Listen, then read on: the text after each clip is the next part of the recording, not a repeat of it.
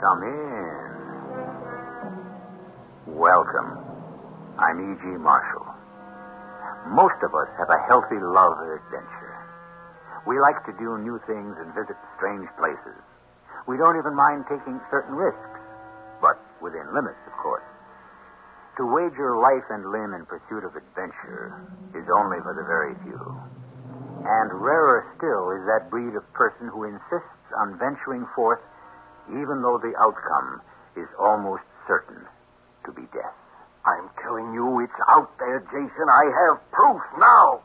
It's right there in front of you. I'm sorry, Ernie, but I'm not going to help you.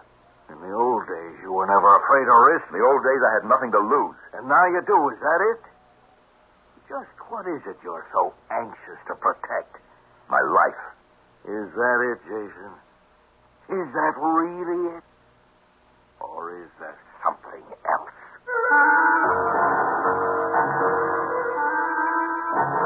Our mystery drama, The Laughing Maiden, was written especially for the Mystery Theater by Percy Granger and stars Norman Rose. It is sponsored in part by True Value Hardware Stores and Buick Motor Division.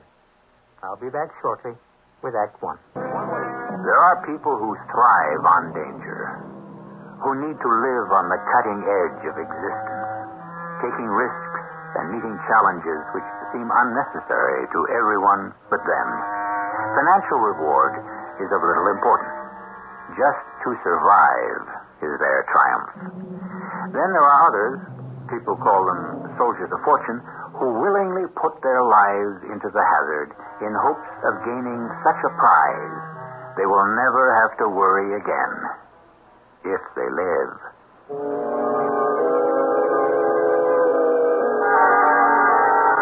My name is Jason Hainsworth. I suppose you'd call me a drifter now, though once I was half owner of a charter fishing boat in the Florida Keys. The story I'm about to tell concerns my former partner, Ernie Chowders.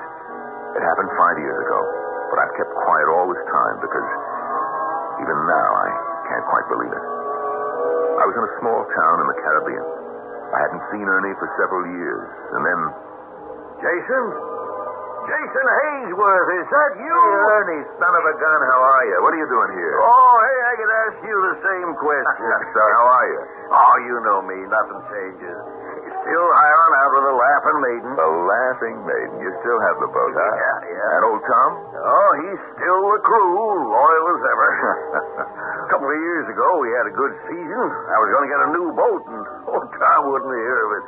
Said it would be bad luck to leave a Laughing Maiden. He's still superstitious, huh? Oh, sure. Why are you here in Monte Cristi? There can't be many rich fishermen coming through a little port like this. Oh, well, it's part of the Caribbean I hadn't seen before, I guess. But what is it that could possibly attract you to a place like this? There's no tourism that I can see. Look, how'd you like to come see the boat? Say hi to old Tom, eh? And maybe we'll talk, okay?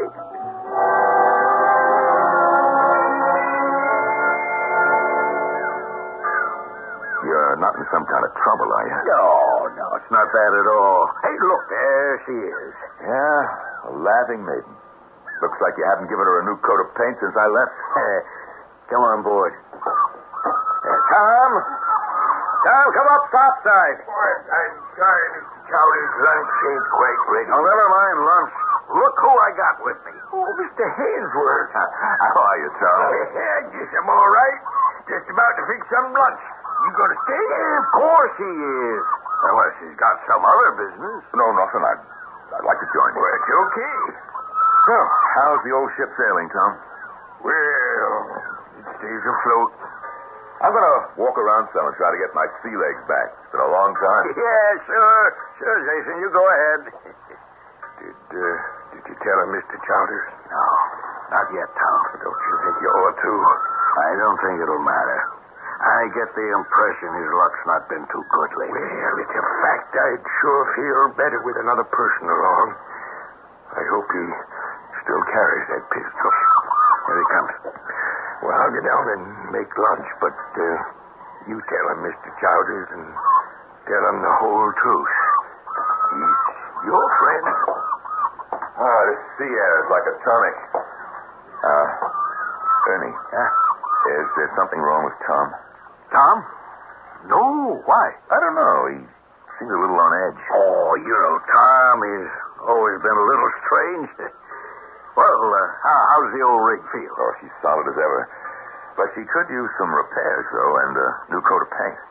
How do you expect to drum up business if she's not looking her best? Jason, I got a confession to make.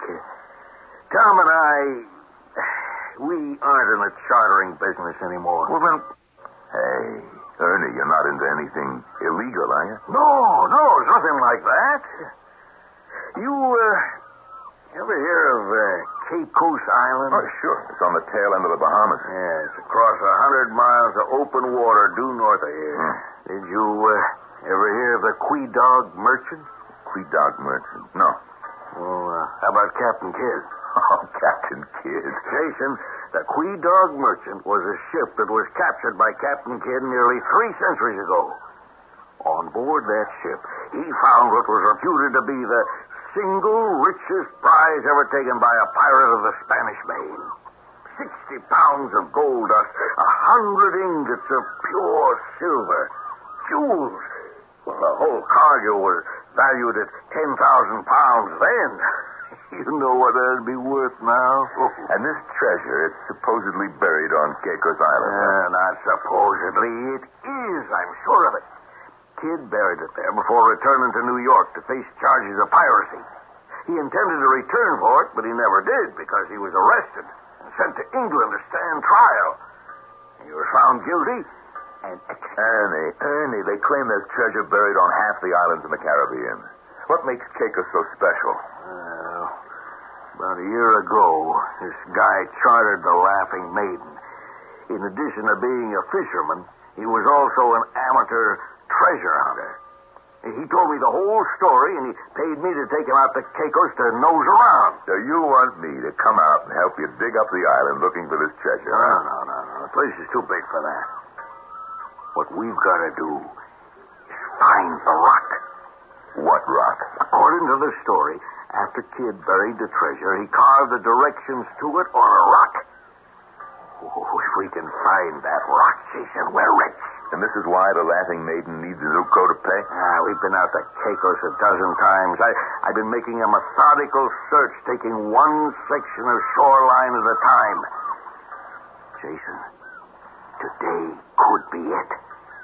There's only one small strip of beach on the leeward side I still haven't explored. So what do you say?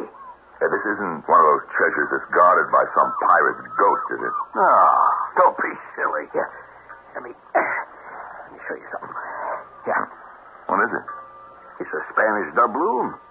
Pure silver. I found it on Caos the day that amateur treasure hunter had me take him there. Look, there's bits and pieces of booty all over the place down here. You can hardly scratch the ground without... But this is from the Quedog Merchant. I have proof of that. How? Look here. See the imprint? You see these numbers down at the bottom? They're a code for the place where the coin was minted. Toledo, Spain. Well, how do you know it was Toledo? Because I wrote to the National Archives in Madrid and asked for a copy of the Quedog Merchant's manifest. And there it was. The numbers on the manifest matched this coin. Oh, there's no doubt this coin came from that ship. So, what do you say? We'll cut you in as an equal partner. An even three-way split. Why? For old time's sake.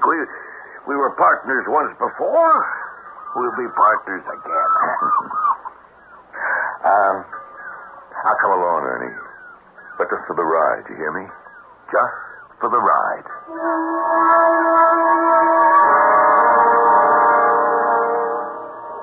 I always time it so we arrive at low tide. That way we can cover the whole beach.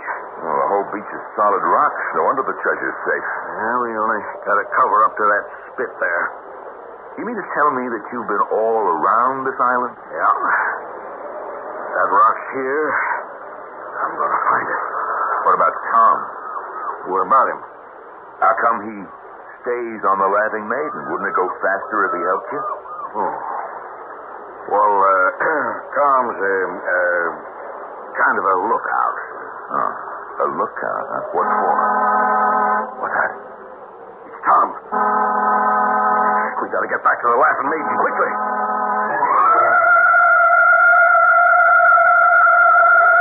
It's incredible. I don't believe it.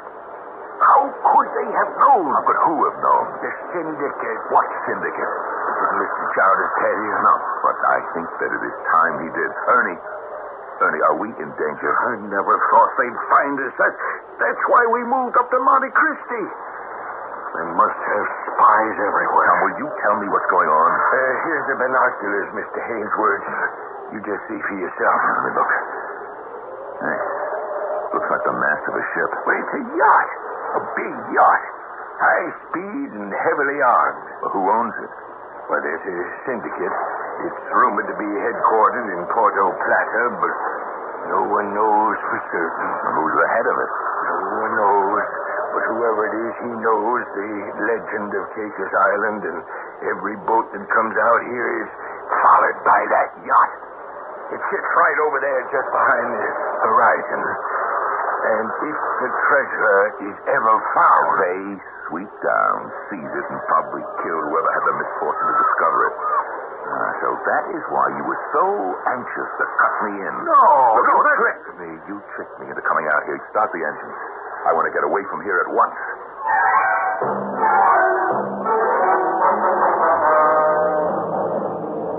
I left Monte Cristi that evening. Didn't see Ernie or Tom again for some time. And then several months later, I happened to be passing through the village again on my way back to the States. I was still upset with Ernie and had resolved not to visit the Laughing Maiden. But I did linger in the town for several days. Why I stayed, I don't know. But to this day, could I tell you if it was a mistake or a blessing in disguise? Mr. Hainsworth. Oh, Tom, how are you? When did you come into town? Well, I've been here for a while. You weren't going to come down to the Laughing Maiden? I don't think so, Tom. Well, I can't say I blame you much. Wasn't right of Mr. Chowders not to tell you the full story. We might have been killed out there. I hope you haven't gone back. No. Good. That means Ernie has finally given it up, huh? Mr. Hainsworth, I wouldn't blame you if you said no, not after what happened, but I think you better go to see Mr. Chowders. Why? I'm worried about him. Real worried. He's in a bad way. He's hardly left the boat for the past 3 months. What's happened? Well, I'd rather not say here in public, but I am worried about his health, Mr. Hainsworth, and worried about his sanity. It's because of something that happened that day out at Caos Island.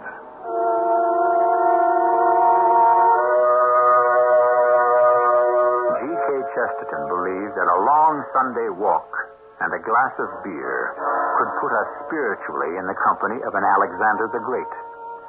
Others disagree. A true adventurer takes genuine risks, plays for keeps, and does not count the cost.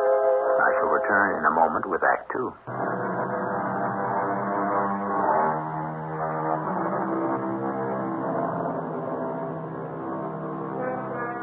Which is larger, the universe or the mind of man? The philosopher would say the mind, because it is capable of comprehending the entire universe plus 1 inch. But man is also the only animal who will inflict pain on himself needlessly, who will torture himself with the remorseless workings of his own mind. It's a vicious circle, and given the power of the mind, sometimes a fatal one.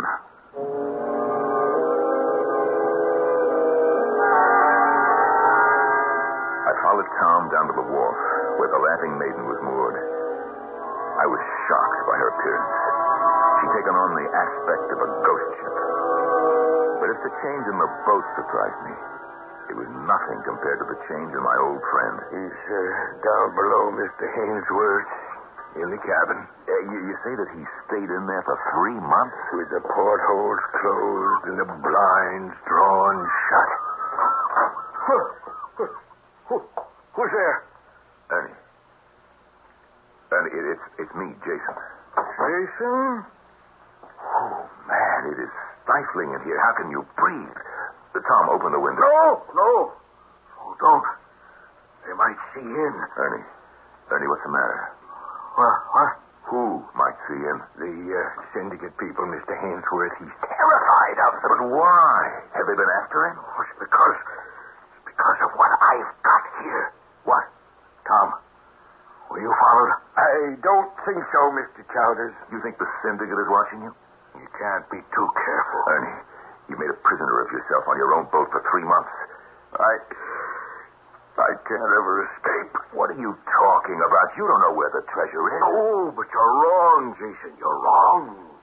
Wait till you see. You remember that day on Caos? Remember when we spotted the yacht's masthead? I started taking pictures. Well, look. These are the pictures that you took? Yeah. Here. This one of the sunset. Look down there in the corner. That's one of the rocks on the beach. You see how the sunlight is striking it? Hey. There's markings on it. We walked right past that rock and never saw a thing because the light wasn't hitting it at the right angle. But here, in the photograph with the sun just about to set, the markings show up perfectly. It's the rock Captain Kidd carved his map on. Now, all we have to do is go back, decipher the stone, and go straight to the treasure. Yeah, and what about the syndicate? Oh, that's the problem, Mr. Hainsworth. There don't seem to be any way we can go back there, and Mr. Chowders has been tearing himself apart from the inside out over it. We're so close to it. We're so close. There it is, Jason, in the photograph. We've found the rock. But you can't go out there, Ernie. The Laughing Maiden couldn't outrun a high-powered boat. I know. Oh, it's been like this all these months. It gnaws at him, won't give him any rest. He knows it's certain death to try to recover that treasure, and yet he sits there for hours just staring at that photograph, trying to decipher the markings with a magnifying glass. Jason, now that you're here, we can do it. Now, you listen to me. There's no way I'm going back to Caicos, and neither are you. It is not humanly possible to get that treasure and survive. Do you understand that? Do you hear what I'm saying? Yes, but... All right. Mr. Hainsworth, where are you going? I am catching the evening bus to Puerto Plata. And from there, I'm flying to Miami.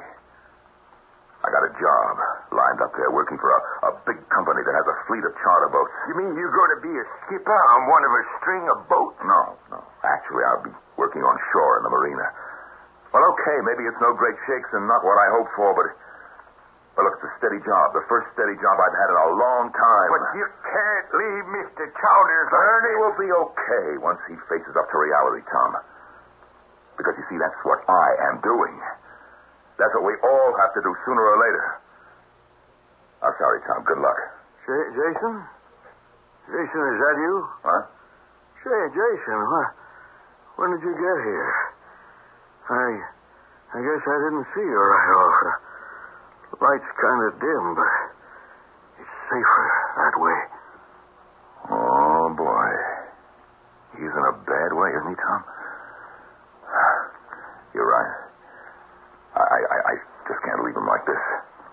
But the first thing is to get him topside for some fresh air, and then ventilate this cabin. It smells like a tomb in here. Yes, sir, Mr. Hainsworth. Now, if you rustle us up something to eat, and then this evening when it's dark, well, we'll talk.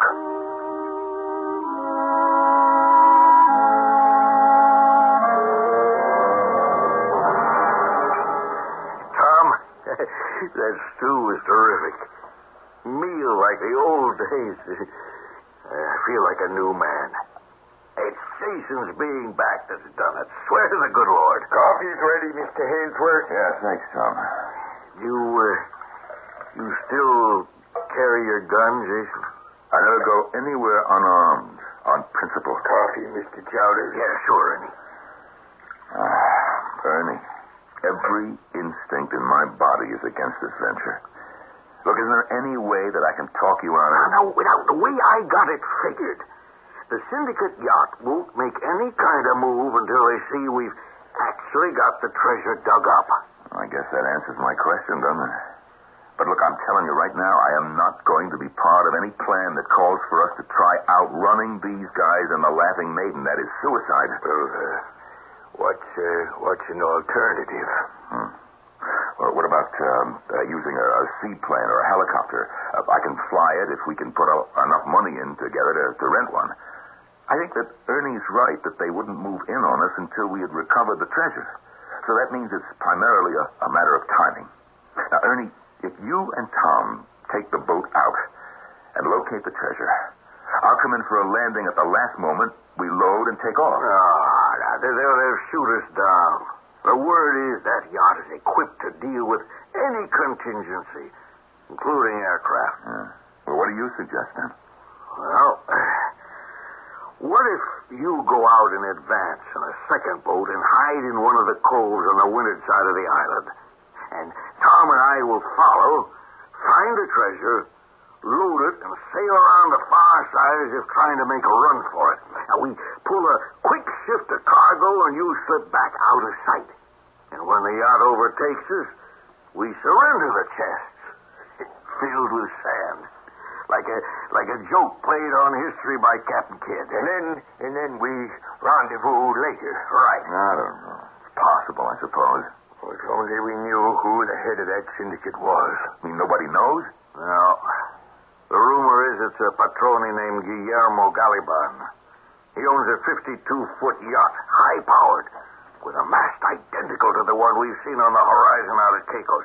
Have you and anyone else ever seen the yacht itself? Well, he keeps it in a secluded cove among the cliffs. I saw it once from a distance.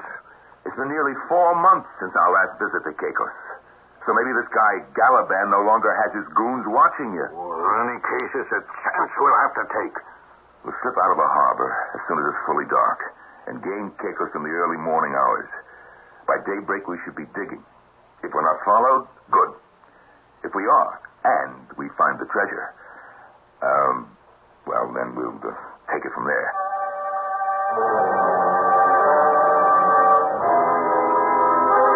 We left the harbor as soon as it was dark. Even if the syndicate didn't discover our departure until the following morning, and even if all went smoothly on Caos, we'd still have no more than a couple hours head start on them. And of course it would be foolhardy to return to Monte Cristi. So we took extra fuel, enough to get us to Rum Key in the Bahamas. There we could refuel and press on to Florida and, we hoped, safety. But the first step was finding the treasure. It was still dark when we reached Caos. Okay, Tom. We're near the shoals. Kill the engine. You hear anything that sounds like we're being followed? No. Are you sure we're in the right spot? I got these rocks memorized. This is where I took the picture, all right. Yeah, sure. That's the rock. Jason, Tom, we found it. 42, 43. Shearing off. Keep to your left. 28, 49, 50. How was I by the compass? Due east. Right on schedule. The sun's just coming up. Yeah, well, this should be the spot. Tom, give us the shovels. Right. And you take up a position on that rise of ground over there and keep an eye out for that yacht. Jason, you and I have some digging to do.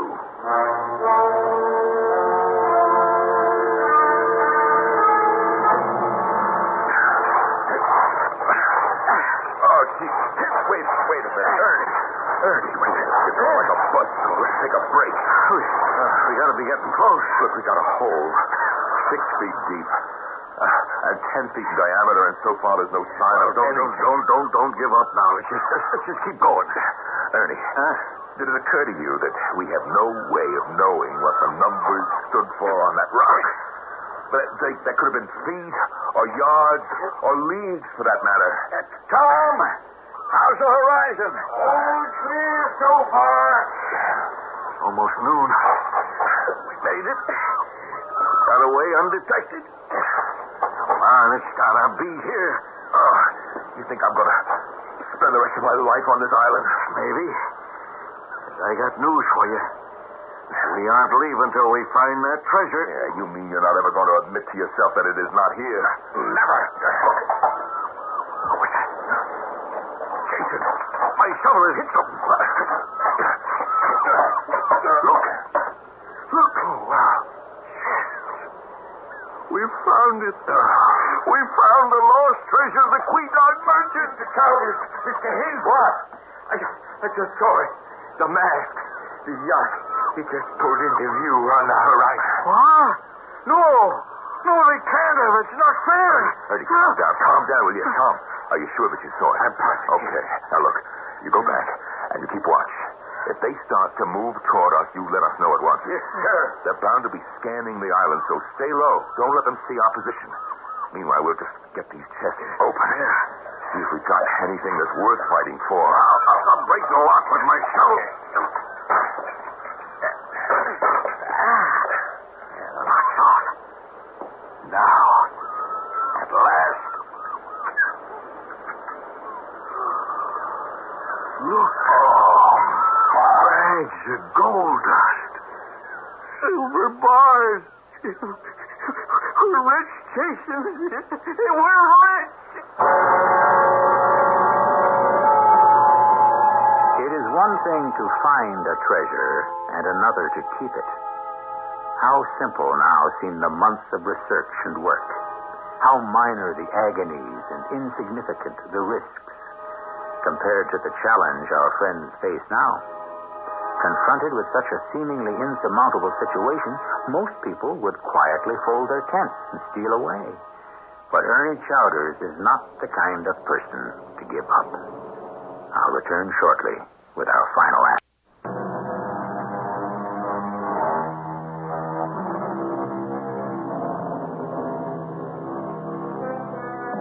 Three of the world's richest men are at this moment in a very singular situation.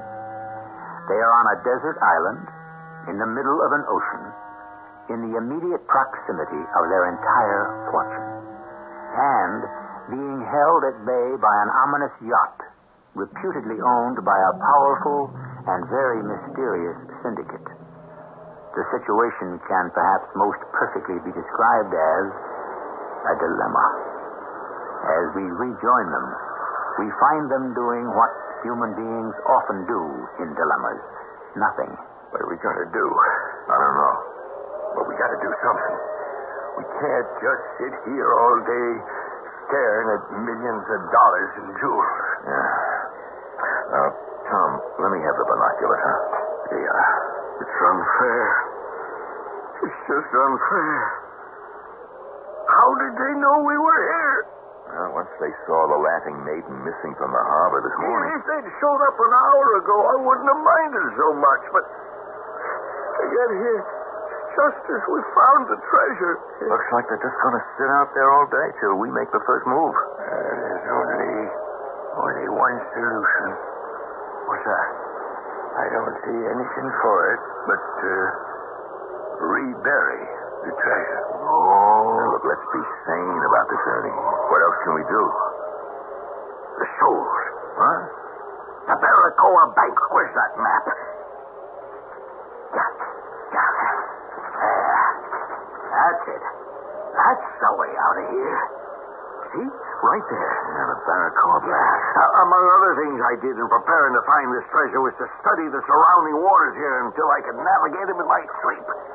Now, the Barracoa Bank is a reef system which extends from North Caicos to Providenciales Island. That's 10 miles. 10 miles of shallow water. So? Very shallow water. At least in places. Enough to serve our purpose. Not too shallow for the draft of the Laughing Maiden, but it's dangerous for both the sides of that one out there on the horizon. If they tried to follow us through that water, they'd crack up and sink. And in between those reefs is some of the deepest water in the Atlantic. Ernie, it's no good trying to outrun them. Well, look at the head start we'd have. Even with a head start. 10 miles. By the time they got around those reefs, we'd be halfway across the Caicos Passage. Yes, and on our way to what? Open water. In order to take advantage of the Barracoa Bank, we'd have to go in the wrong direction. The next island of any size is over 100 miles away. Then what can we do? Tom's right. Until we can think of some way to get around that yacht, we've got no choice but to rebury the treasure.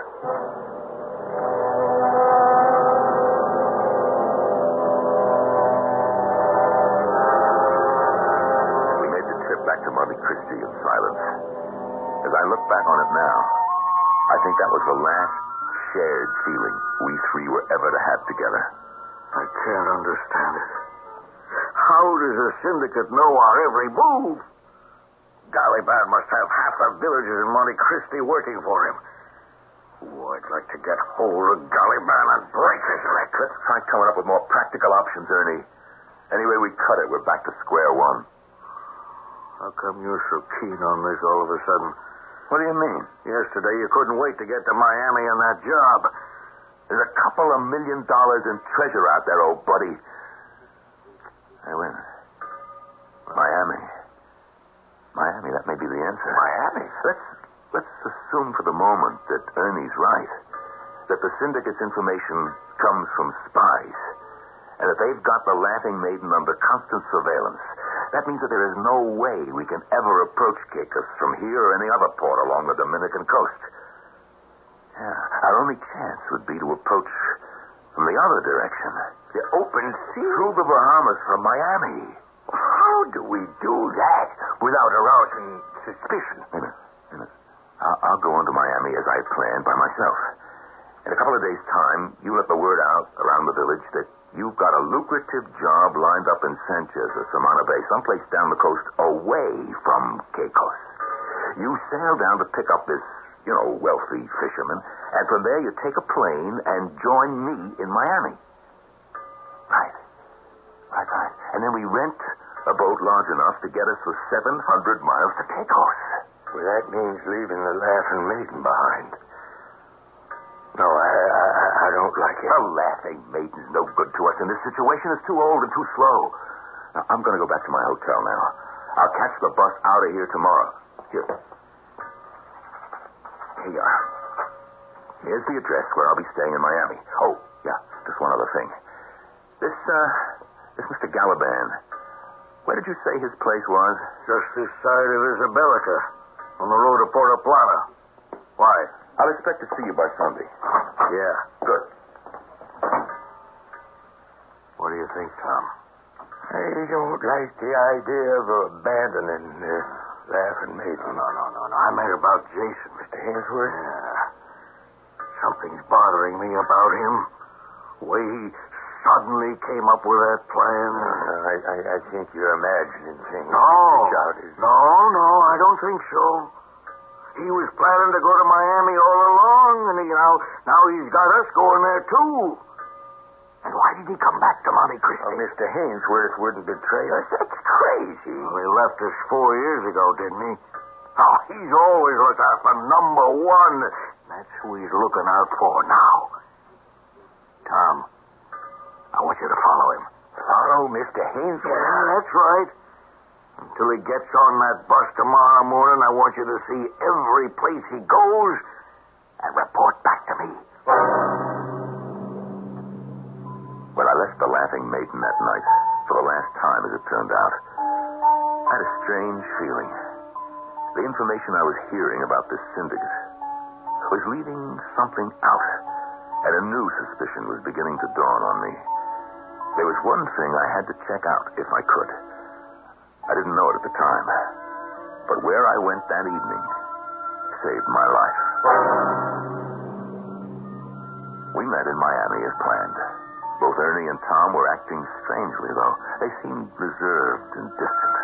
I didn't pay much attention to this at the time. I just chalked it up to nerves.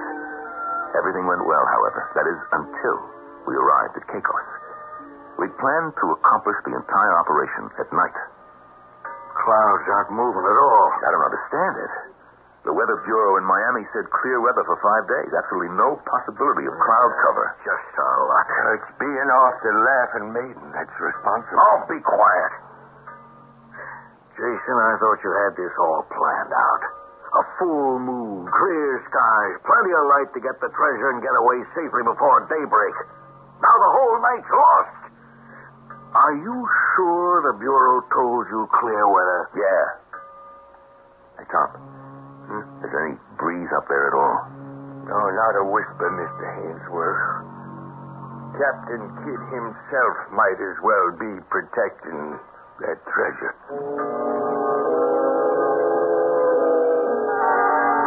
We had to wait for dawn to begin our work.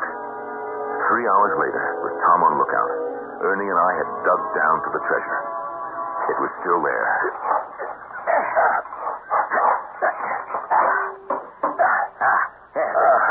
That's it. We got it. Tom, any sign of that yacht? He's waving all clear. I don't believe it.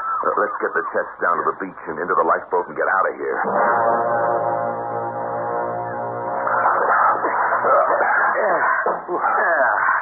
That's it.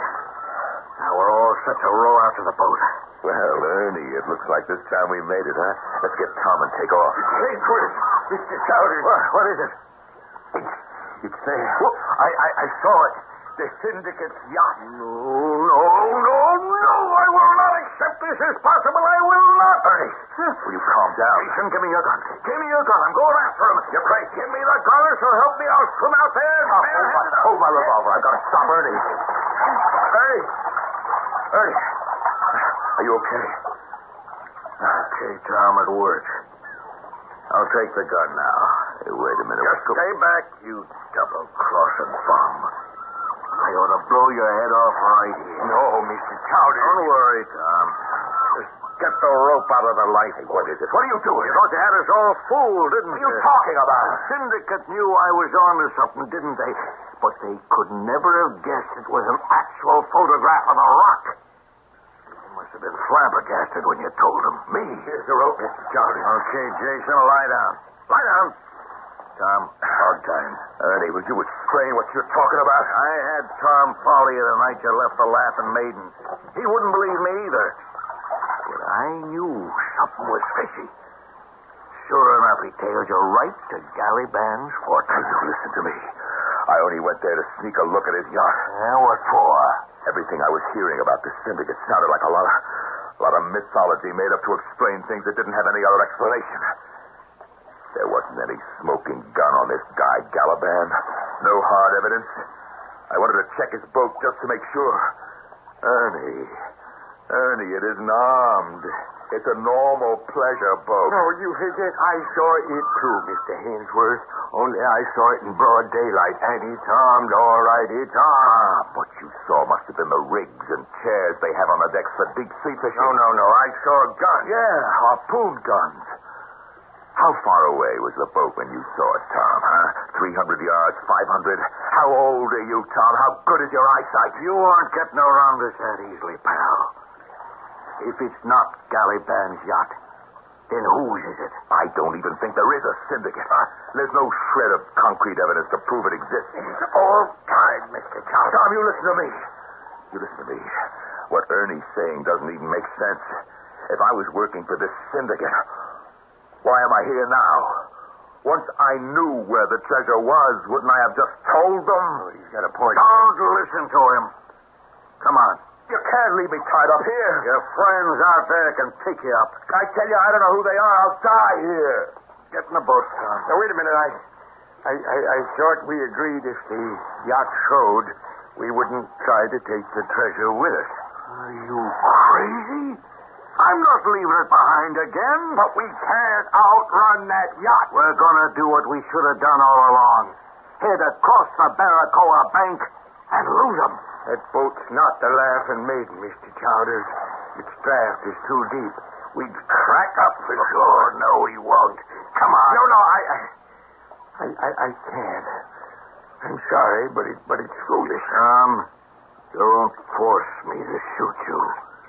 Well, you wouldn't. You Get in this lifeboat and start rowing.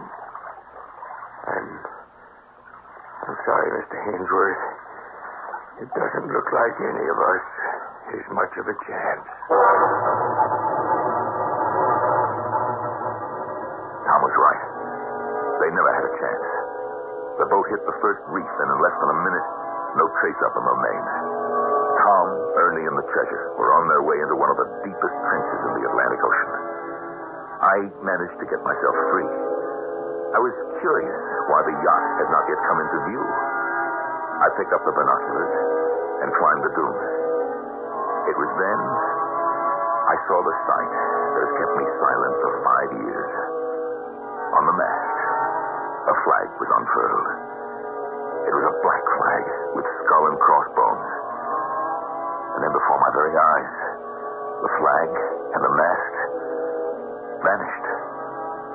The ghost of Captain Kidd had guarded his treasure well. Ernie Chowders was an experienced seaman and knew he didn't have a chance going across the Barracoa bank. Yet, that's precisely what he did. But what of Jason? How did he escape from Caos? I'll tell you that in a moment.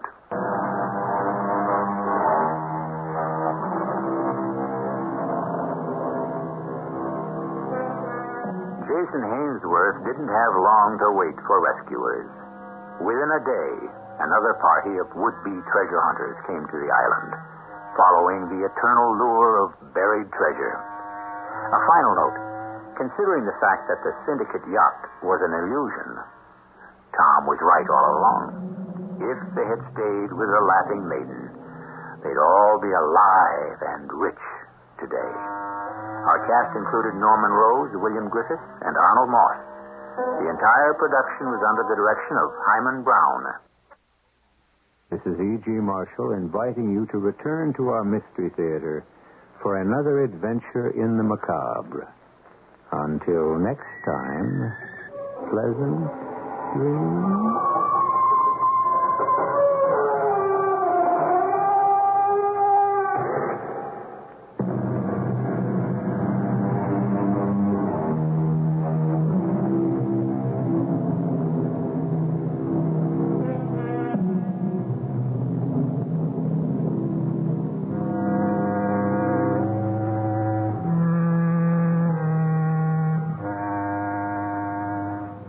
CBS Radio Mystery Theater presents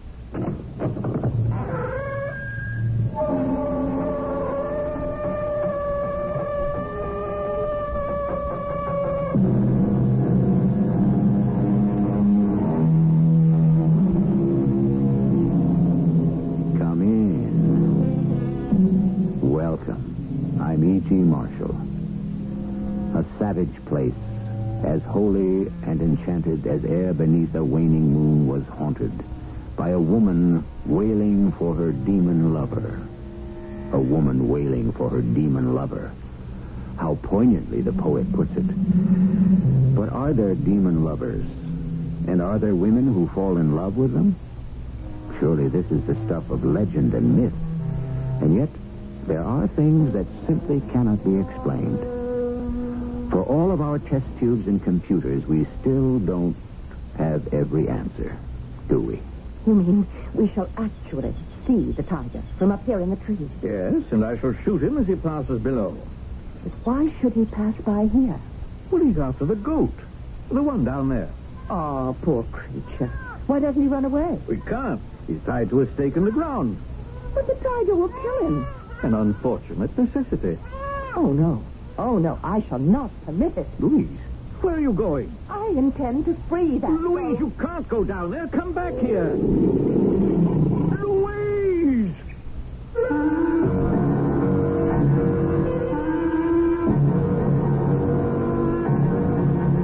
Our mystery drama, The Love God, was written especially for the Mystery Theater by Sam Dan and stars Marion Seldes and Court Benson. I'll be back shortly with Act One.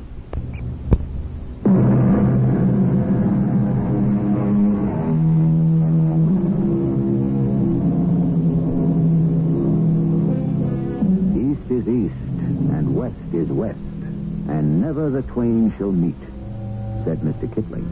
But he knew better than that, because they did meet for many years in that vast, mysterious universe of a country called India, India with its kaleidoscope of religions, races, and languages. India, where there is so much myth and so much reality, it's almost impossible to tell one from the other. Or are they both one and the same? This is a story that took place at a time when India was known as the British Raj. A lady and gentleman are sitting on a veranda. Did you know that veranda is an Indian word? They are sipping tea. Cream? Thank you. Sugar? Thank you. Cake? Oh, I shouldn't. But you will? Well, just the thinnest, tiniest sliver. I know what you're up to, Willis. You're afraid to spoil your appetite for dinner. Oh, about dinner. I shall not be having dinner. No? Bahadur Khan? Not having dinner? I'm afraid not. But we've prepared your favorite. Afraid it can't be helped. Bahadur Khan. It is in my mind to hunt this night. See, therefore, that thou wilt prepare the double-barrel express rifle. You're going to hunt this evening? Reports of a man-eating tiger in the Mahura district, causing no end of a fuss. Oh. The tiger has got to be put a stop to. And you're taking Bahadur Khan with you? Well, of course. But you will be back by Saturday. Yes, one way or another. That's good. I need Bahadur Khan to drive to the railroad station at Maipur. Oh? Yes. To pick up Louise. Louise? I've actually prevailed upon her to come out for a visit. Louise? You remember my friend Louise? The skinny one? Well, she is slender. Pasty-faced? Light complexion. Watery-eyed? Actually, her eyes are that delicate shade of china blue. Kind of a big woman. Stately. And as I recall, very opinionated. She does have some rather sincerely held convictions.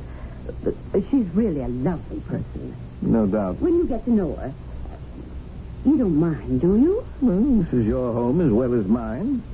Perfectly awful female. Now, Willis, she's a perfectly lovely person. I was talking, my dear, from a masculine point of view. Bahadur Khan. I shall want the Martin as my second gun. See thee now to the horses. My name is Bahadur Khan. I serve in the house of Willis Foster Sahib. Foster Sahib is the district commissioner. He is wise indeed. In his 40 years of life, he has not taken a wife. This does not sit well with his sister, Pamela Sahiba, a widow who keeps his home. English mem sahibs have a peculiar affliction. They cannot tolerate the sight of a bachelor. I could tell by the sweet notes in Pamela Sahiba's voice and the shining look in her eyes that this Louise Sahiba was her latest candidate to storm the citadel of the fortress that was Foster Sahib's heart. Boy!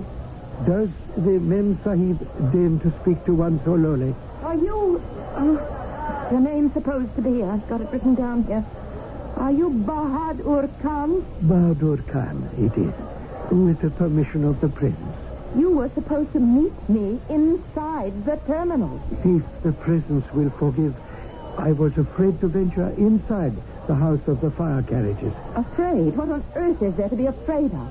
The fire wagon that pulls the Tirane. The engine? Inside, it is filled with devils. Devils? Oh, yes. Devils that have been captured by the government and sentenced to boil the water to make steam for the train. I've never heard such nonsense. Angry devils. And sometimes they escape. In their great fury, they will melt the iron of the fire wagon, and there is a terrible explosion, and many die. How can you believe such superstitious nonsense? If it offends the presence, I shall not believe it. She was rather large, as Mem Sahibas go, and not at all unshapely. However, her tongue was never silent. A talking woman for Foster Sahib? Never. And so, without a moment of silence, we drove to the house. As we entered the gate, there was something that finally stilled her voice for a moment. What's that? What's that noise? Noise? Can't you hear over there? That man is hitting that woman. That is so. He's beating her. Put a stop to it. Sahiba, that man is Foster Sahib's gardener, Pir Khan. Make him stop. He has no right to beat that woman. He has every right. She is his wife. I'll stop him myself. But Sahiba... Stop that! I said stop that, you scoundrel! Stop that at once! Poor Pir Khan. What was he doing but beating his wife? Suddenly he was beset unmercifully with an umbrella. And thus did the Mem Sahib Louise enter the household. I must say she made her presence felt. She was constantly correcting, admonishing, advising. She was having an effect on everyone, except, of course, Foster Sahib. He found reasons to work quite late at the office. One day, the two Mem Sahibs were having tea on the veranda. Cream? Thank you. Sugar? No, thank you. Cake. Oh, just the most petite slice.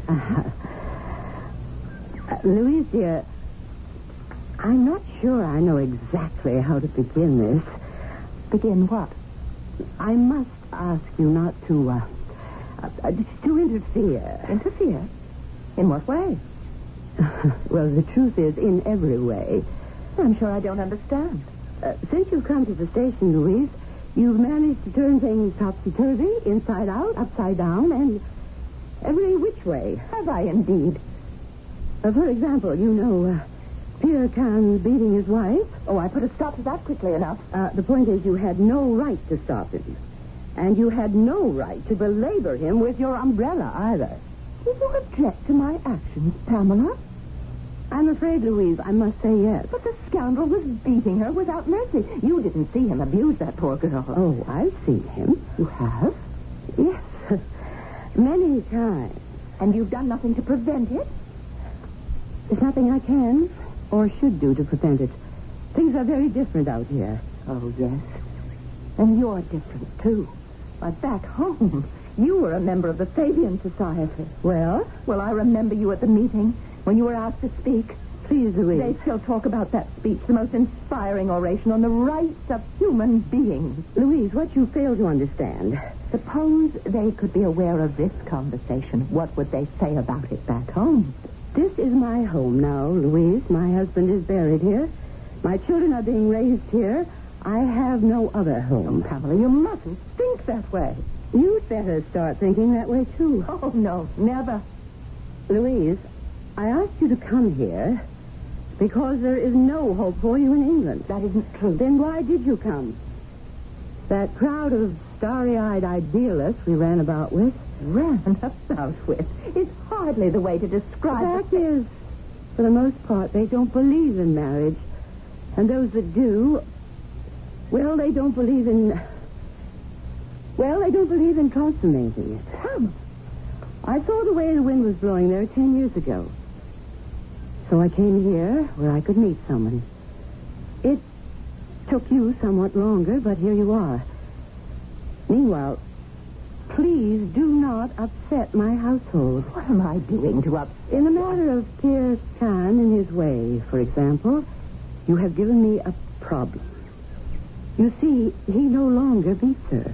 And that's a problem. Laila is the best cook I've ever had. Now she just sits and mopes all day. But why? Because her heart is broken.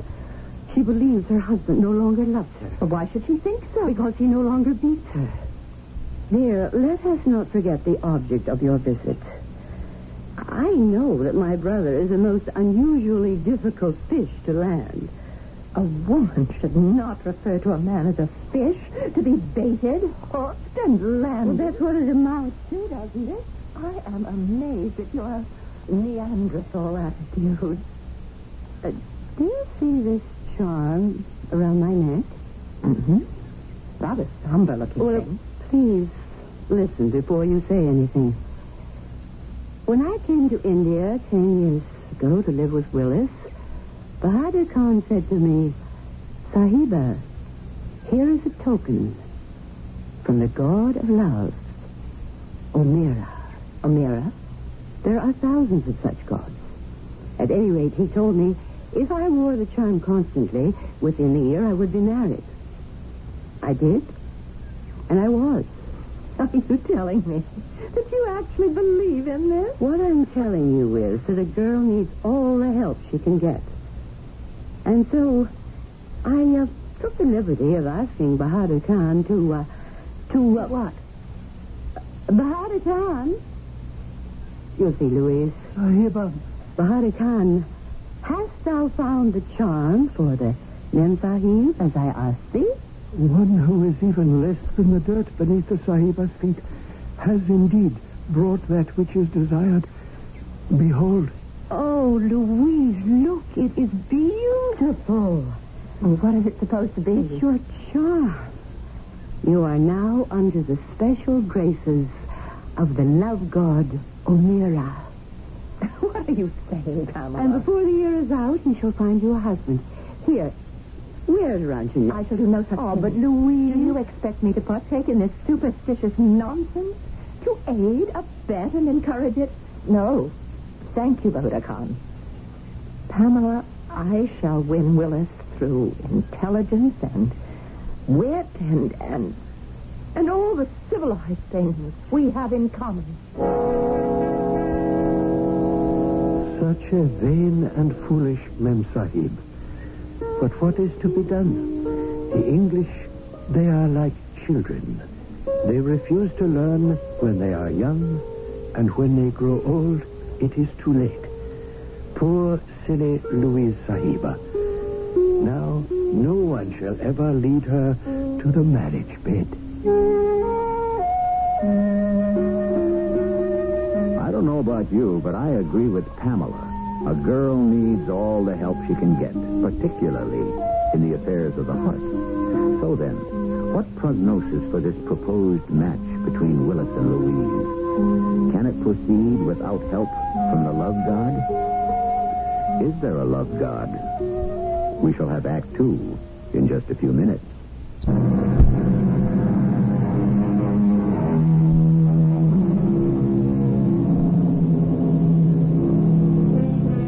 It is said that marriages and hangings go by destiny, which means that each is foreordained.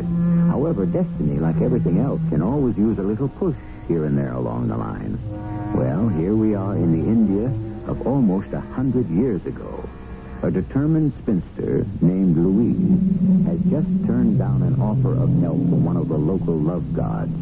My goodness, you would think it was an offer she couldn't afford to refuse. That will be all, Bahadur Khan. Sahiba. You didn't have to hurt his feelings. You could have accepted the charm. And connived at this dark superstition. Oh, Louise, everything doesn't have to be so serious. Well, I think it's high time we adopted a serious attitude towards that heathen mythology. Bahadur Khan is quite tolerant about our religion. Can't we extend the same indulgence to his? Really, dear, you shouldn't be so earnest all the time. But life is earnest. Life is real. Yes, I suppose so. Now, shall we apply ourselves to the problem at hand? The conquest of Willis? Oh, I wish you wouldn't refer to planning for marriage as a conquest. Conquest? Seduction? Call it what you will. I call it a meeting of the mind. It's also a meeting of the body. Two rational, intelligent human beings who can see that their best interests can be served and their better natures enhanced by a union, as it were, of the spiritual aspect. Tell me, what plans have you in mind for Willis? I shall prove to Willis that I am completely interested, not to say fascinated, by his work. Oh, why do women feel they must take an interest in a man's work? But to prove that they share. Nonsense. I intend to have a partnership with my husband. What most men have in mind is an ownership. Not modern, progressive, enlightened men. Oh, darling, they're the most boring kind. Well, good afternoon. Oh, home early, I see, Willis. Yes, pour me a cup of that tea, please. Bahadur Khan. How are you, Willis? We see so little of you. Well, the work of the empire, the vast lumbering Indian empire, must be got through somehow. Bahadur Khan, Sahib. It is time to settle accounts with the man-eater in the Maihura Hills.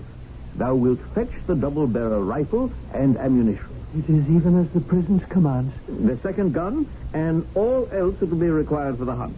We leave in the morning. Are you going to try for that tiresome tiger again? No, we'll put an end to him this time. Do you intend to actually shoot and kill a tiger, Willis? With luck. But a tiger? Such a noble, magnificent beast? He's a cattle killer, a man-eater. But aren't you moved by Mr. Blake's poem?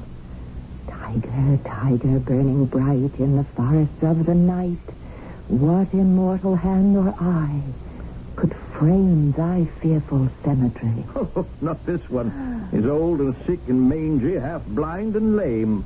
That's why he's become a man-eater, because he's unable to hunt down game. Oh, well, then it's a mission of mercy? Well, I suppose you could call it that. Well, then I approve. Completely. Oh, thank you. And also, I believe I should like to come along. Come along? Well, of course. This is India. The India of the jungle, the true India. But it might be dangerous. Dangerous? You said the tiger was half blind and lame. Yes, of course. That's what makes him even more dangerous. A half blind, lame tiger? Yes. But he's still formidable. Not to be trifled with. Oh, but I should so like to see it. Do let me come. Is there any reason, Willis, why Louise should go? Well... Then it's settled. Come to my room, Louise, and I shall lend you an outfit suitable for tiger hunting. Aren't you the sly one? What do you mean? I'm sure you must know how tigers are hunted. No, really, I haven't the foggiest notion. One sits up all night in a blind and waits. Is that a fact? As if you didn't know. So there you are, the two of you, alone in the moonlight, with the perfume of the exotic jungle flowers, creating a most seductive... Oh, nonsense. We shall have a most rational discussion to ascertain our common interest. Oh, yes, I was afraid of that. And so the three of us rode to the Maihura Hills, which had sent messages to the district commissioner to rid them of the man-eater who filled entire villages with dread. When we arrived in the foothills, we proceeded on foot, and since these were not our hills, I stopped for a moment and knelt. What's he doing? We may proceed, if the presence so desires. Lead us, Bahadur Khan. What was he doing? He was asking permission to hunt. Asking permission? From whom? From the god of this particular jungle. Oh, you see, we're strangers here. You speak as if you actually believe in it yourself. Does it hurt? I would suppose one is always well advised to have as many things going for one as possible. But to answer your question, yes, it hurts. It hurts the cause of progress and enlightenment to support base superstition. Ah, right then, I knew her hopes were doomed. He would never lead her to his marriage bed. For a brief moment, he had been attracted to her. The fact that she wished to hunt the tiger at night had marked her as a woman of spirit. But then, of course, she had spoiled it all with her inability to hold her tongue. These foolish English. Why do they talk so much? Dost thou hear it, Bahadur Khan? By the favor of the presence, thy servant hears. What is it? A goat. A goat? If it is thy will, I shall go forward to see if the villagers have prepared the blind. What is he saying? We must keep our voices low. What is he saying?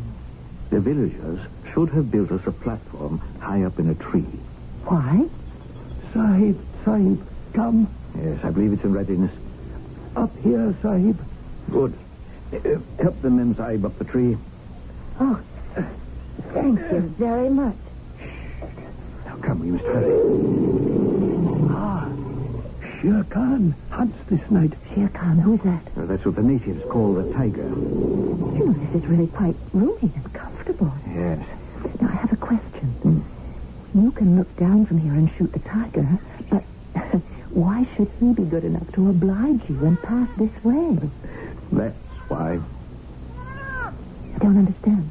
Look below. To the left. What do you see? Seems to be a goat. Exactly. What's he standing there for? Doesn't he hear the tiger? Oh, yes, he does. Well, then why doesn't he run away? Well, he can't. He's tethered to a stake in the ground. Well, why? For what on earthly reason? It's a very sound reason. The villagers put him out here to attract Shere Khan. And when he comes, I'll be able to shoot him. But the poor goat. What about the poor goat? But the tiger will spring on him and kill him.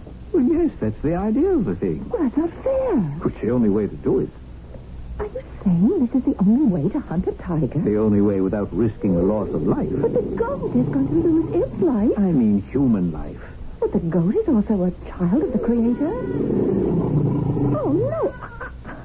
I can't tolerate this. Making too much noise will scare off the tiger. That poor little goat. Where are you going? I shall not stay here and see that goat be made a victim. You can't go down there. Bahadur Khan, stop her. Don't you dare. You come back here. I'm going to untie that goat so that it can run away. Now listen. Nice goat. Nice creature. Just let me untie this knot. The tiger is prowling around down there. I seem to unloosen this knot. Do you want to get killed? Open this knot. Louise! Even if I could see the tiger, I couldn't shoot him at times. Giving way. It's opening. Louise! Just another moment. That's all I need. Louise! Run. You're free. Sorry. Run, Hold. Run, you silly little goat. You get away from here, you big bully. Get away. Go home. How can I shoot that confounded woman standing in the way? Go on now. You heard me. Go home. It's a nice pussy cat. Just turn around and go straight home. You hear me? Go home. Are they not crazy, all these English? On the ground is the mad Mem Sahib, and she is almost twisting the whiskers of the terrible tiger. I do not know which of the two is more frightened. Up in the tree is Foster Sahib with the double-barrel rifle, cursing as if the devil is in his mouth, trying to shoot the tiger. But the Mem Sahib is in the line of fire, and also in the tree we have me, Bahadur Khan, wondering, waiting to see how, with the grace of God, it will all come out. And I am with you, Bahadur Khan, also waiting and wondering how it must all come out. As we both know, the design already has been woven by Providence, and all shall be revealed in the appointed time by revelations, which in our show is always the third act.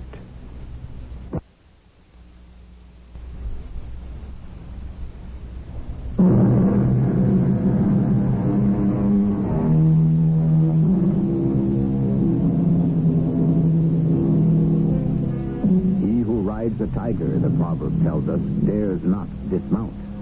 That's a very good analysis of those who are actually riding the tiger. But what can we say of one who is facing the tiger, and alone, unarmed, and on foot? I would suppose we could only remark that such a person is hardly a good insurance risk. Oh, you be a nice pussy cat and go straight home. Right? Go home. Goodbye to you two, and don't you dare show your face around here again. No, Sahib. Now shoot him. The other barrel, Sahib. Quickly. Got away. So he did.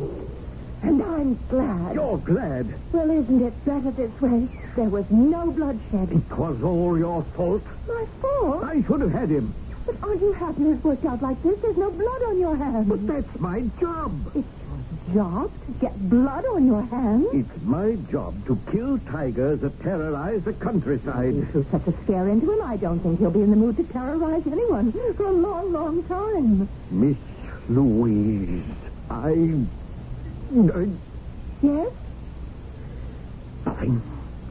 Nothing at all. Bahadur Khan, carry the rifles. We're going home. I must say that the journey home was not a happy one.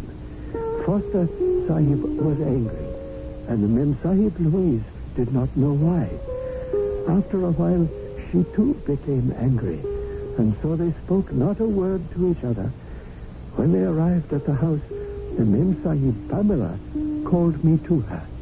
Bahadur Khan, I have here a note which informs me that the children of my servants have not been vaccinated against the smallpox. What's happened?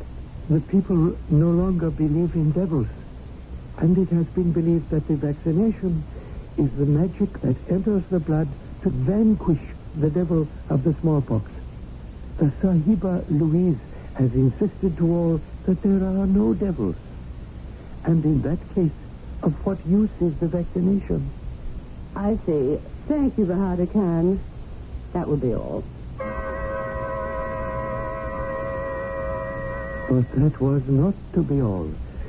Foster Sahib was very unhappy at home, and therefore Mem Sahib Pamela was unhappy, and Mem Sahib Louise, she too was unhappy. Indeed, it was a most unhappy household. And then, one morning, before he left for his office, Foster Sahib stopped to speak with his sister. Where's Louise? I believe she's out somewhere. What trouble is she causing now? I think she's teaching some of the children to read. Yes, well. I'm sorry I invited her to come. Are you? My motives were pure. Famous final words. I thought you two would get along. I can't imagine why. You're so alike in so many ways. None of which is apparent to me. And you're both lonely. Nonsense. Me? Lonely? Why, I'm the most socially involved man in the station. You're lonely, Willis. And so is Louise. I suppose you'd like to see her go. Well, I know she's your oldest friend. She's not old. Fact is, she is so obviously out of place here. Well, yet I can't ask her to leave, can I? No, I suppose not. Well, what's to be done? Leave it to me. Leave what to you? There are ways of getting around things. Now, Willis, you must not be cruel. No, dear. But I shall be surgical. Well, good morning, ladies. Good morning. Good morning, Willis. Well, everyone's so bright and early for breakfast. You seem to be in excellent spirits. Ladies, I am drunk. Willis, you never drink this early in the morning. Oh, this is the greatest intoxication of all. What is? The glow, the exhilaration that has nothing to do with alcohol. What does it have to do with? Love. Love? Ladies, you shall be the first to know. I am in love. Willis. At last, the steadfast Willis has finally fallen, taken prisoner by two sparkling blue eyes, a halo of golden blonde hair, and lips as luscious as the Kabuli grapes. I am her captive without hope of quarter. Whose captive are you, Willis? I saw her last night at the club. And suddenly, what can I say? I was smitten. By whom, Willis? By Jenny Thorpe. Jenny Thorpe? Jenny, she's an angel. She's already buried two husbands. Well, let her bury me, too, if it comes to that. Are you sure, Willis? When the heart speaks, can there ever be doubt? I wish you the best fortune, Willis. May you always be happy. Thank you, Louise. You must excuse me. I think I have a headache. You can't be serious, Willis. That impossible Jenny Thorpe. I shall be serious for as long as it may be necessary. I don't understand.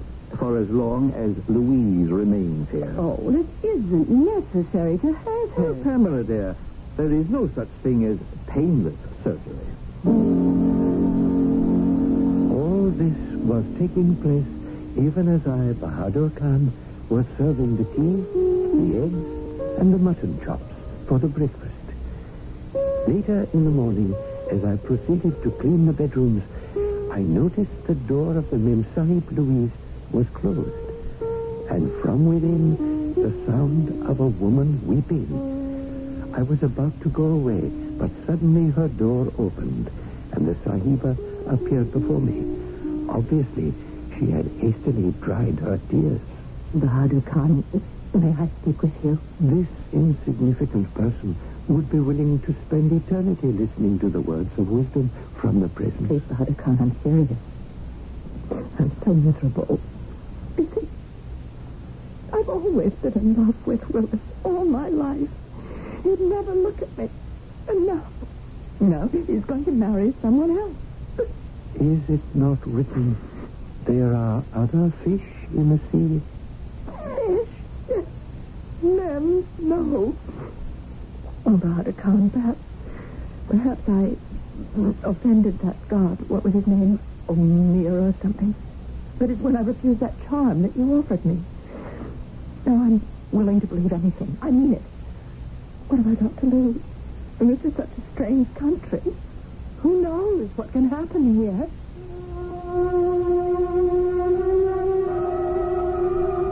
I looked at this Mem Sahib who was fighting her tears. A strange country? No, this is not a strange country. It is really quite simple. It is the English who are strange. And this one, not only strange, but also ill. And why was she ill? Only because no one had ever led her to the nuptial couch. Which is why she was always getting herself into so much mischief. And yet, she would make an excellent wife for Foster Sahib. Ah, these English. Why are we always compelled to arrange matters for them? If the Sahib will deign to listen. Oh, yes. You have grievously offended the great love god Omira when you insulted his charm. But I'm sorry. Omira is a god of love. He can always be appeased. He can? How? One must go to his temple and pray to him. Are you asking me to pray to a heathen god? The Sahiba has honored me by inquiring if I would serve her. If she continues to insult the mighty Omira... No, I certainly don't. No, not at all. Then we must go to the temple of Omira at midnight. At midnight? Yes, at midnight. At which time we shall pray to the love god for a miracle. Yes, one must always pray for a miracle. And in addition, one must always prepare for a miracle. After all, these things cannot be spun from the air, can they? And so, to begin, I went to the kitchen and spoke to Laila, the cook. Why should I have the Sahiba, Louis? Because I ask it of thee. I do not like the Sahiba. If thou refuse me, I shall tell thy husband about that British soldier in the bazaar. He has already beat me for the soldier. And the Bengali merchant. Also for the merchant. And for the Afghan horse trader. Ah. What is required of me? Bring the paint, the powder, the rouge, which thou knowest so well to apply. Also, thy wedding gown. My wedding gown? Ah, yes. A most exciting garment. We must prepare the Sahiba Louise for her encounter with the love god of Omira. At midnight, we shall meet at his shrine. And so, at midnight, we met at the shrine of the love god. It was a bower of dogwood trees in full bloom, a few feet from the house. And why not? Any lovely place may be sacred to the god of love. At first, I did not recognize the Sahiba Louise. Laila had performed magic with her paint and her gown. Standing in front of me was a magnificent, stately goddess with skin like alabaster, flaming red hair, flashing eyes. I tell you, she was one to inflame the senses of any man. And so I approached. Sahiba Louise, are you now ready to pray to the love god Amira? I'm ready. Then speak. Speak of what is in your heart. Ask for the fulfillment of your desire. I want Willis Foster. I want Willis Foster. Listen. Listen to the reply of the love god Omira. I don't hear any. Close your eyes and listen. Listen. Yes. My child, I have heard your prayer. I grant your wish. I fulfill your desire. You shall have Willis Foster. Go to him. Go to him now. Tell him it is my will. Oh, but... Do you believe in me, my daughter? Yes, but... Then go to him now. Yes. Yes. Like one in a dream, she turned, she walked into the house. She went to the room of Foster Sahib, and I heard... Well, what time is it? Who are you? You don't know me. Louise? You can't be Louise. I'm Louise. But you're beautiful. Why have we kept apart from each other for so many years? Now that you ask me, I don't know. Even as children, we knew we were meant for each other.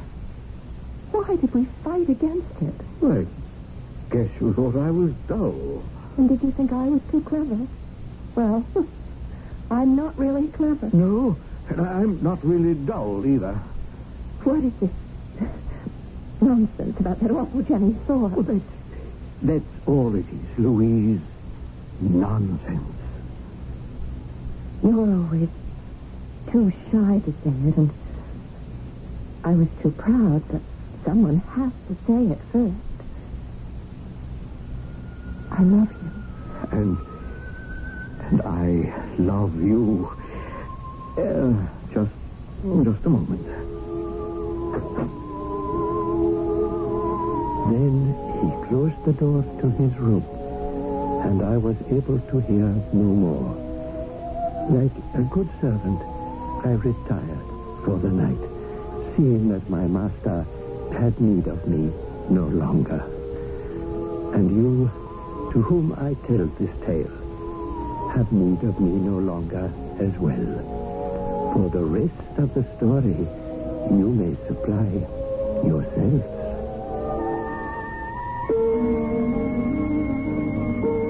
East is east and west is west, as they say. But one place where east meets west is in the universal appreciation of a love story, especially one with a happy ending. We have every reason to assume that they all lived happily ever after. So, bask in the glow of the lover's joy. And I shall return shortly.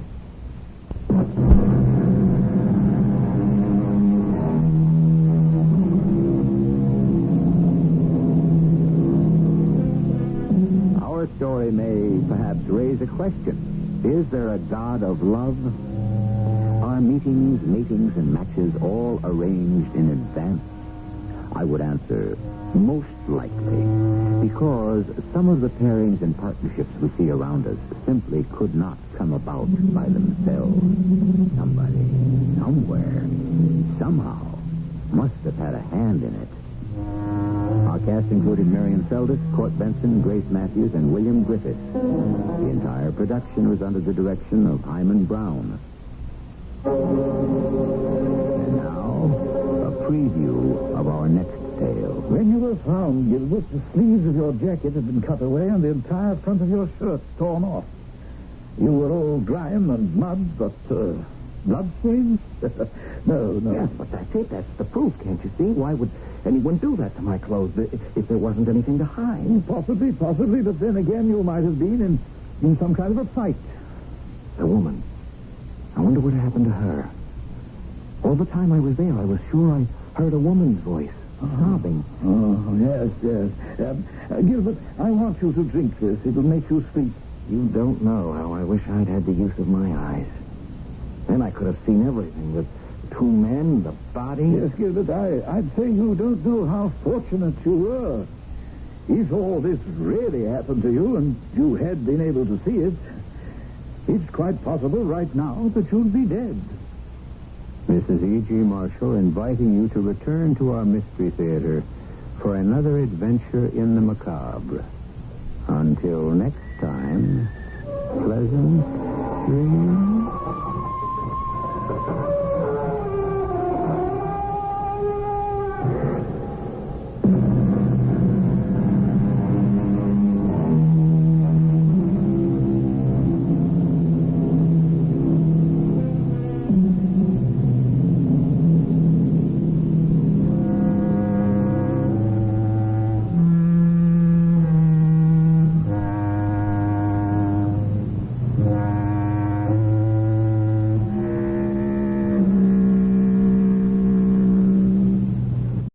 Theater presents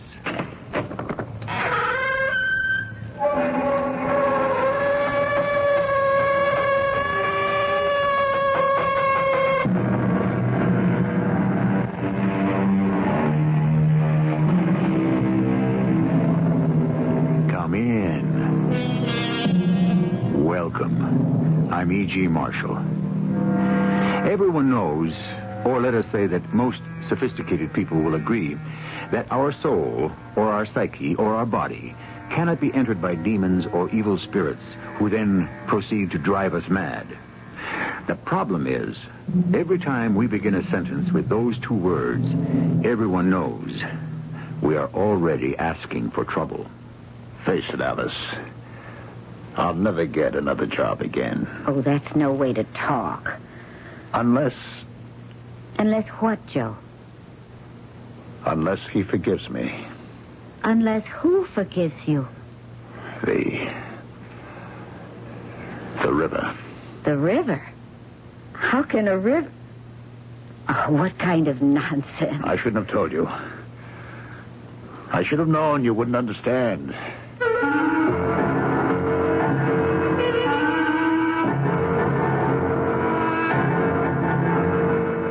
Our mystery drama, Troubled Waters, was written especially for the Mystery Theater by Sam Dan and stars Ralph Bell.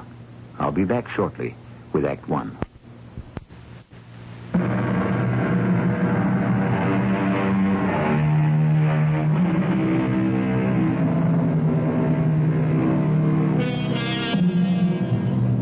The famous Madame de Stael, who had all the brains in the world, but who wasn't very much to look at, once wrote a letter to a very pretty mental lightweight named Madame Recamier. I would gladly give 1/2 of the wit with which I am credited for 1/2 of the beauty that you possess. So then, are they mutually exclusive, brains and beauty? Who knows? If she could only have one, which would a woman choose? Which do you think she really needs? Yes? Who? Oh, look, tell her I'm in a meeting. Yes. No, I can't do that. Have her come in and then ring me so I can say I have an important call. How am I going to get through this?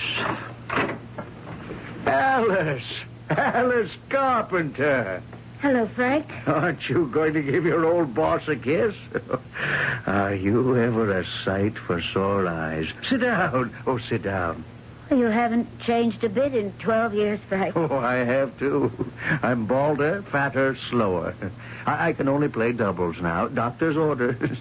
But, oh, you look the same. Pretty as ever. No, prettier.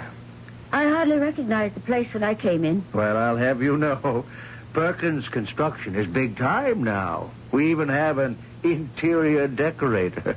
And, how do you like the English accent on my receptionist, huh? Yes. It all dates back to that big job that Joe brought in for you ahead of schedule. Way under budget estimate. Where have you and Joe been keeping yourselves? Why, just the other night, Peggy and I, we were Oh, excuse me, dear. Yes. Who? Oh, for crying out loud. All right. Tell him to hold on. Oh, Alice, I have this call from my party chief out on a job in Alaska. I know it'll run for at least an hour.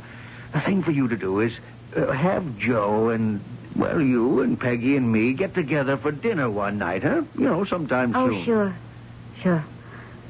Sorry I disturbed you, Frank. I know how busy you are. Oh, but never too busy to say hello to an old friend. I said you haven't changed, Frank.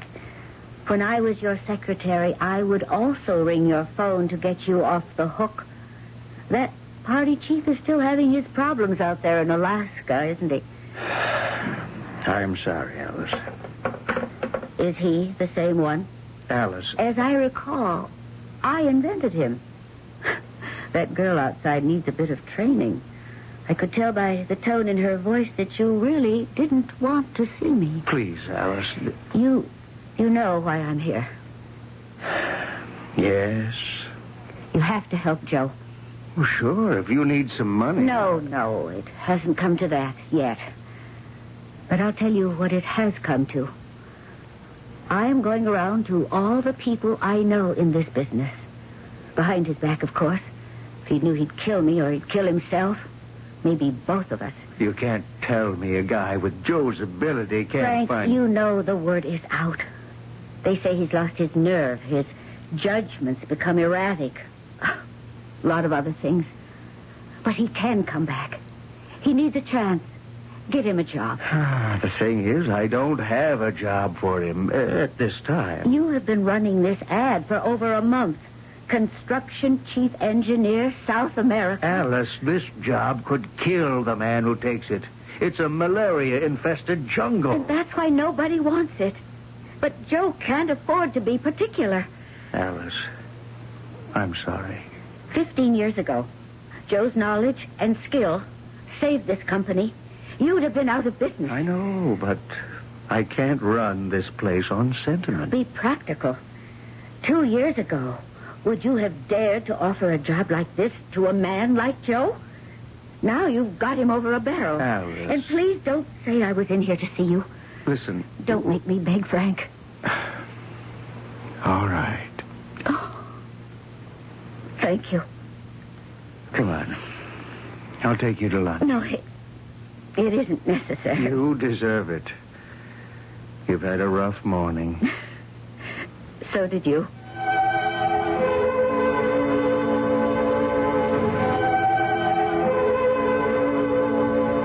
Joe, you're home early.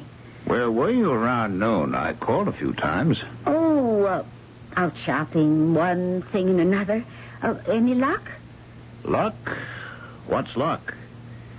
We can say with Mr. Emerson that shallow men believe in luck. We can also say with whoever it was that said it that luck is the residue of desire. Come over here and give the old man a kiss. Oh, Joe. It's wonderful to see you in a good mood again. And now, sit down. Oh, I should be starting dinner. We're going out to dinner to celebrate. To celebrate? The Great Awakening. Well, Joe, what happened? I'm at peace with myself, my darling. Finally. Oh, Joe. This morning I was sitting in the park, wondering where to go next. To whom should I give the opportunity to brush me off today? Darling, that's no way to... Now.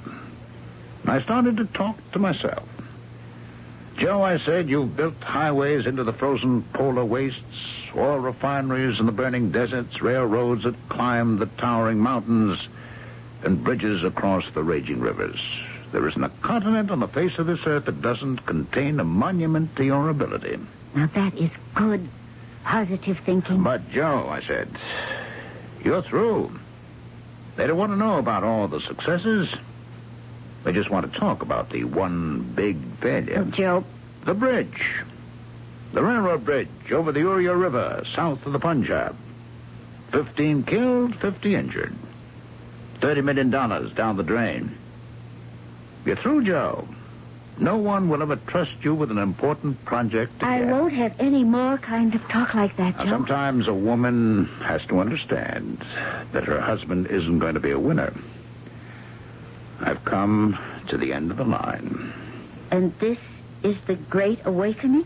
This is how you're at peace with yourself? Yes. By accepting the fact that no one will ever give you a job again? I may get another job. Oh. Oh, when? When he has decided to forgive me. What? What did you say? Now I'm going to find out if you're really my wife. If?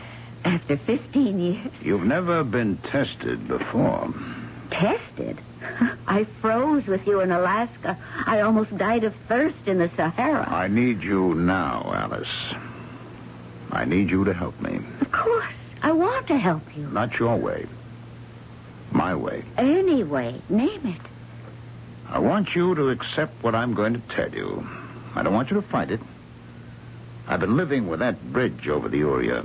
If you could just put it out of your mind. I keep saying how. Why? I did everything right. I know I did. What did I forget? What did I overlook? And then I remembered. What? You had come up from Benares to join me. Remember? Oh, yes. It was the weekend before. Yes. Remember how beautiful, how peaceful the camp was? The work gang had just finished supper. They were celebrating some kind of holy night. There was dancing. And then she appeared. Suddenly. Out of nowhere. Do you remember? Oh, I remember. A blind old beggar lady. Oh, no. She was Hunifa, the sorceress. Hunifa, the witch. All right, dear. Do you remember she wore a headdress and necklaces and bracelets, all made of gold and silver coins? I think so. You could hear them rustle and jingle every time she moved. Her voice. Can you ever forget her voice? Sahib, I am Hunifa.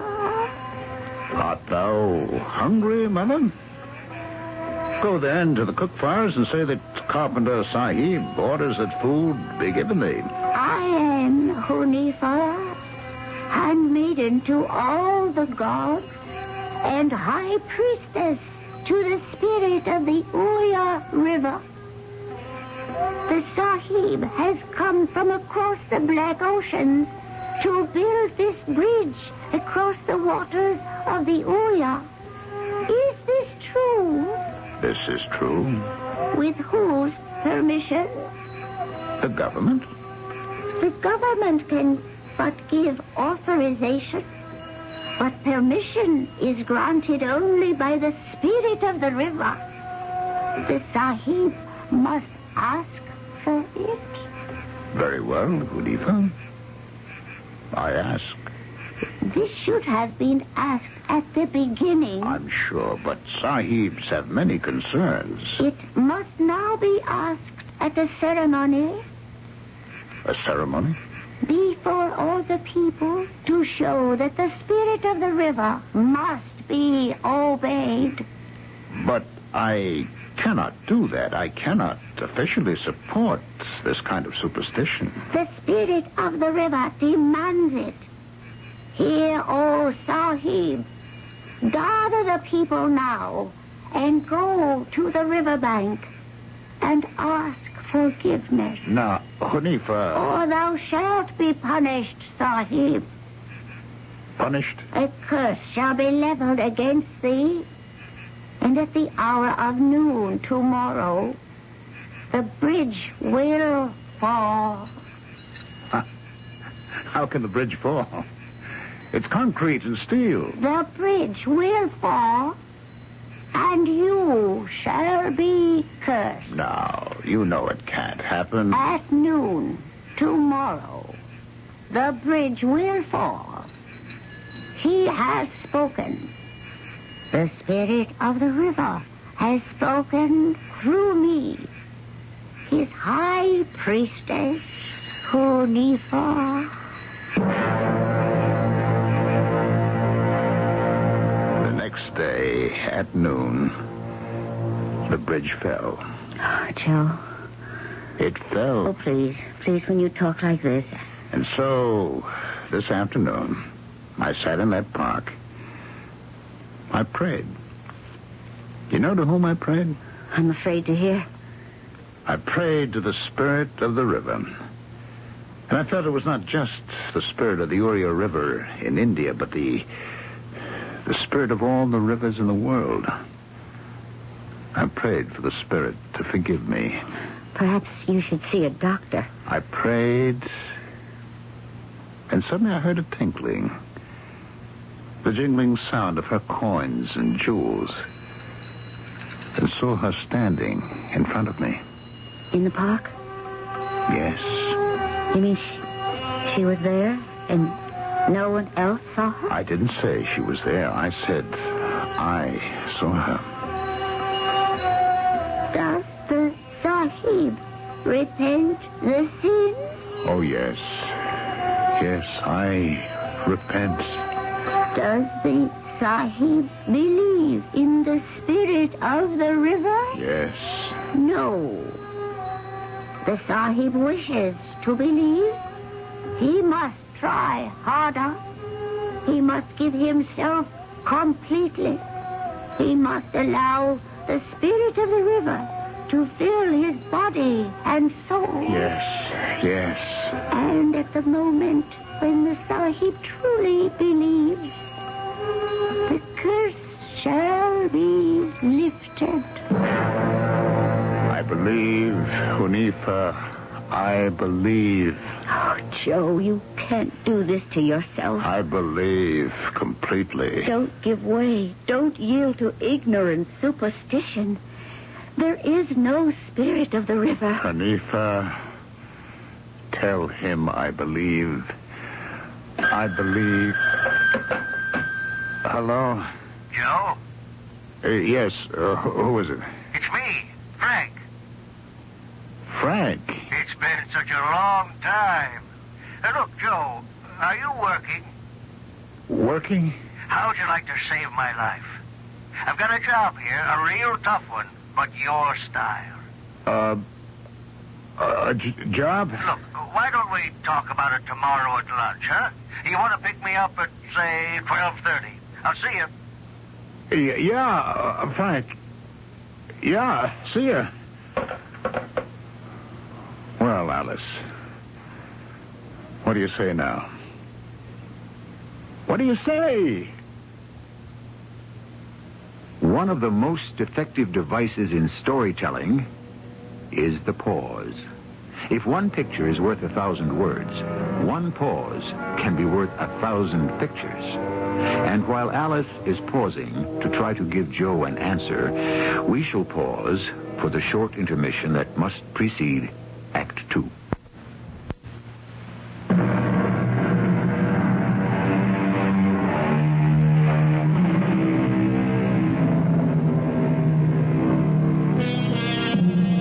What is superstition?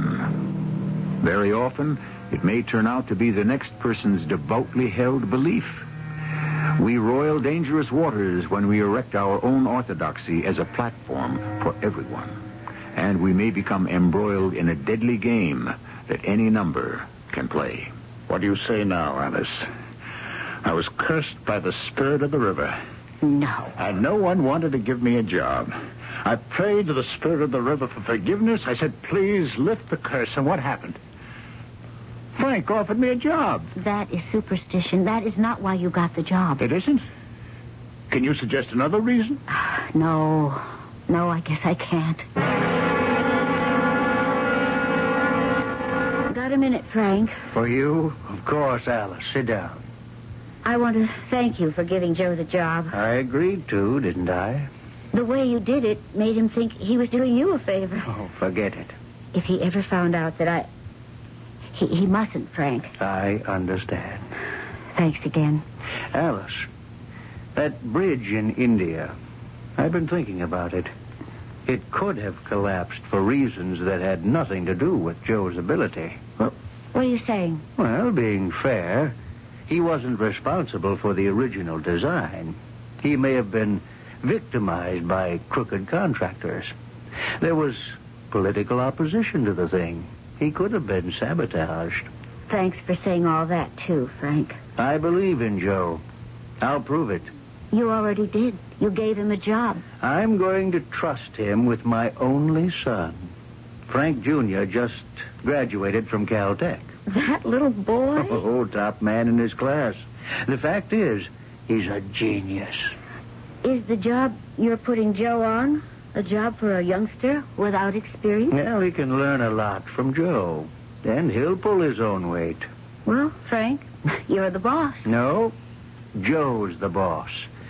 But, Alice, how'd you like to use your influence?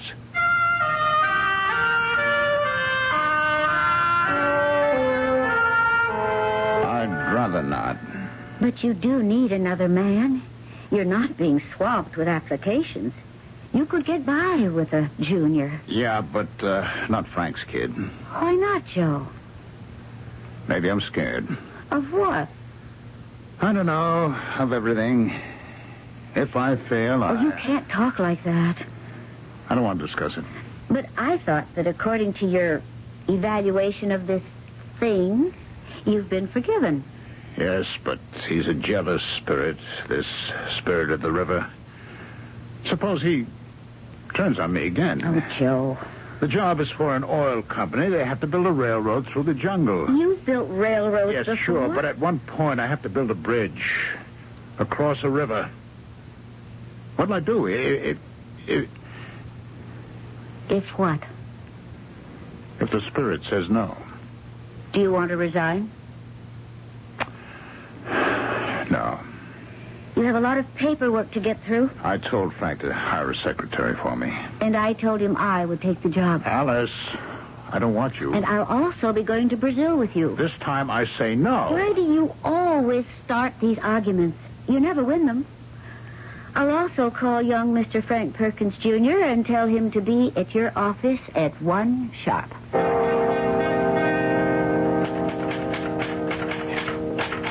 Hi there. Oh, I'm Frank Perkins, Jr. Joe Carpenter in? Frank Perkins, Jr. is here. I'll be right out. And, who are you? I'm Alice Carpenter, Joe's wife. Oh, very interesting.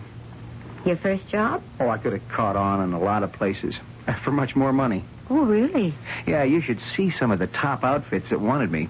But the old gent said this would be a great experience. I'm, Joe Carpenter. Oh, hi there. I give him the personnel forms to take to Harry Wilson's secretary. She's just down the hall to your right. No, I know where she is. It's 10 after 2.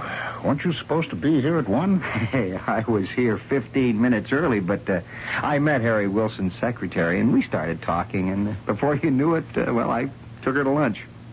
Well, get those forms over there right away. Oh, righto, Chief. Joe. What's the matter? Why didn't you let that kid have it?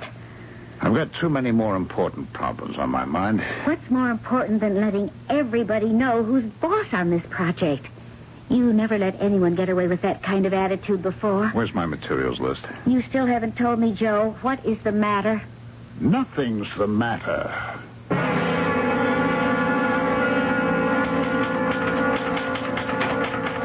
Hello. Oh, It's you. Is Joe around? He's over at a steel mill in Branchville. They've got a new alloy he wants to look at. You're working late, aren't you? Well, there's a lot to do.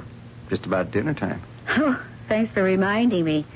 I'll send out for a sandwich. Look, I got a better idea. Have dinner with me. No, thanks. I told Joe I'd meet him here at the office. I could have you back in time. Junior, I am Joe's wife. What does that mean?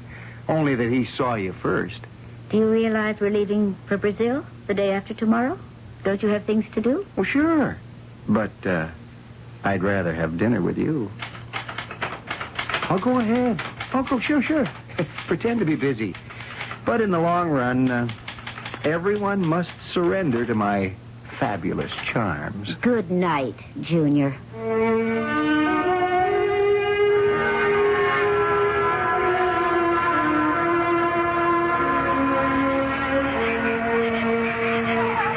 Why don't you turn in, Joe? It's almost midnight. I have to check through these schedules. You go to the tent. I'll be there in a while. No, please, don't stay up too late. Don't forget your mosquito netting. No, I won't. Hi there. Oh, hello, Junior. Oh, look, you just call me that because you think it'll keep me in my place. Can't you sleep either? I was in the operations tent with Joe. Listen, how can those natives swing a pick and shovel all day and dance all night? They don't have too many worries, I suppose. Good night. Must you go? You don't get to see a moon like that one back home. How do you like the job so far? I never talk shop after the day's work is done. Especially with a beautiful woman. Glad you came along? I'm glad you came along. Well, this is about as far as I can go. Joe's decided to keep the permanent base here. You'll be moving into the jungle in a few days. And you're going to stay here alone? No, the supply clerks will be here. The repair shops, the dispensary. We have quite a little group. I think I'll ask Joe to assign me here as a bodyguard for you. You won't learn much engineering that way. I'm not learning an awful lot now. What do you mean? Well, let's go down to the campfire, huh? And watch the dancing? No, thanks. I'd better turn in. Oh, well. The job's going to last at least 2 years. I can wait. Joe, what Yeah? time is it? It's 3:45 in the morning. Oh. You can't sleep either? It always takes me a while to settle in on a job. I was talking to Junior. Yeah? You know, he's a bright boy. I'm beginning to have my doubts. No, I admit he's a bit brash. Yes, but, all right. What about it? Well, he said he wasn't learning much on this job. Oh? Is he complaining? No, it just happened to come out. I guess he really isn't. Seems to me that you're going around in circles getting this job off the ground. You're 2 weeks behind schedule now. I'm being very careful, Alice. Yes, I can understand that. And another thing, let me worry about the job, huh? Yes, dear. And now, let's get some sleep.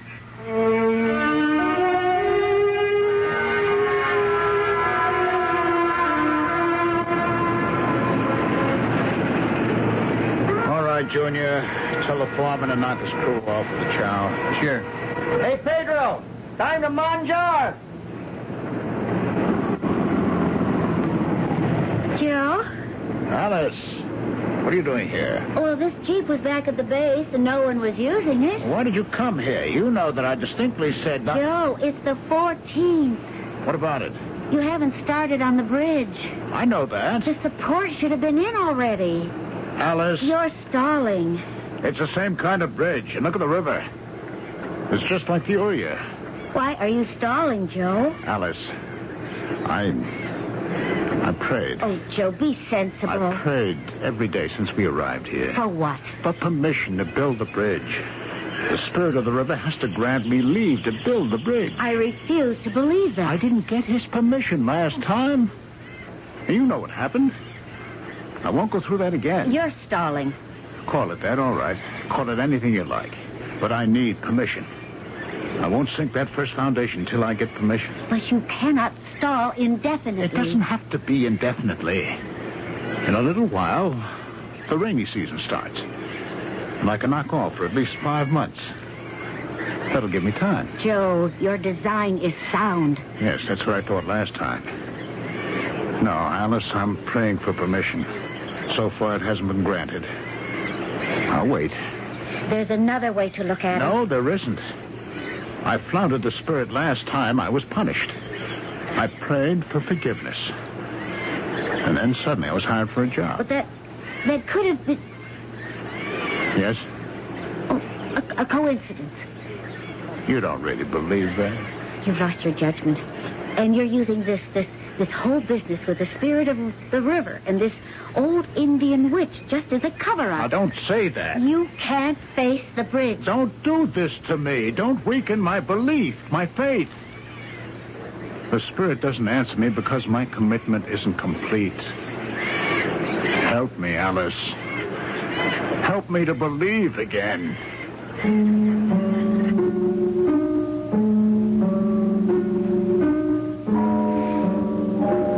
How can she help him? It's remarkable what a wife may be asked to do in, well, call it the line of duty. Ladies, how might you react if your husband asked you to help him believe in something called the spirit of the river, which rules every body of water in the world? The heroines on our show are constantly blazing new trails, aren't they? And this one leads right into Act 3.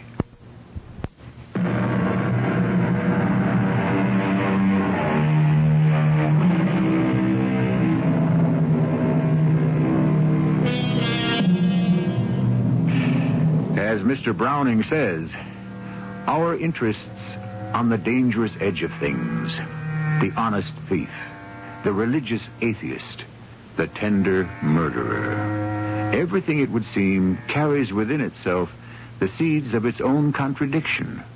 Positive, negative.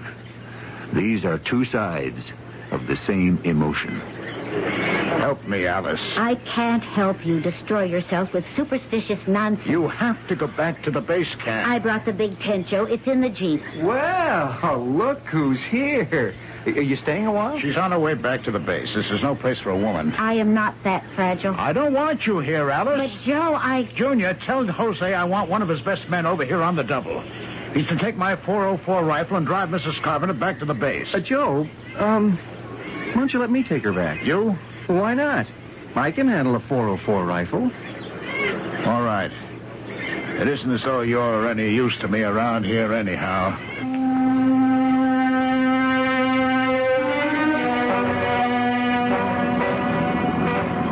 Why don't you let me take you away from all this, Alice? You're almost 15 years younger than I am. I've always been fascinated by older women. I happen to love my husband. Yeah. You know, Joe was a lot like you when he was your age. You'll settle down, too. Joe, huh? What's the matter? Does he actually think he's ever going to finish this job? What do you mean? Well, I might have said too much. You might as well say the rest of it. Okay. I'm supposed to learn from this guy, but he hasn't shown me a thing. Well, yeah, he's shown me a lot of inefficiency and waste. Oh? And he's always leaning on Tompkins and Connolly. Okay, they're competent engineers, but neither of them's a ball of fire. I see. You know, the bad part is everybody's wise to Joe by now. Even the native laborers sense it. So everybody's stalling on the job. But what's Joe doing? Search me. I can't figure him out.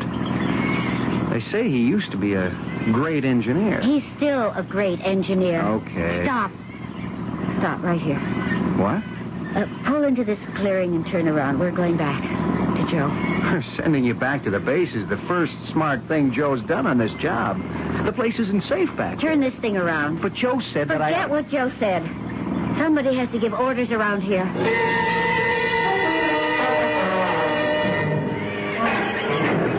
I'm staying, and that's all there is to it. Go ahead, Pedro, and do as Mrs. Carpenter says. I see all the materials are here for the bridge supports. Yes. So, what are you waiting for?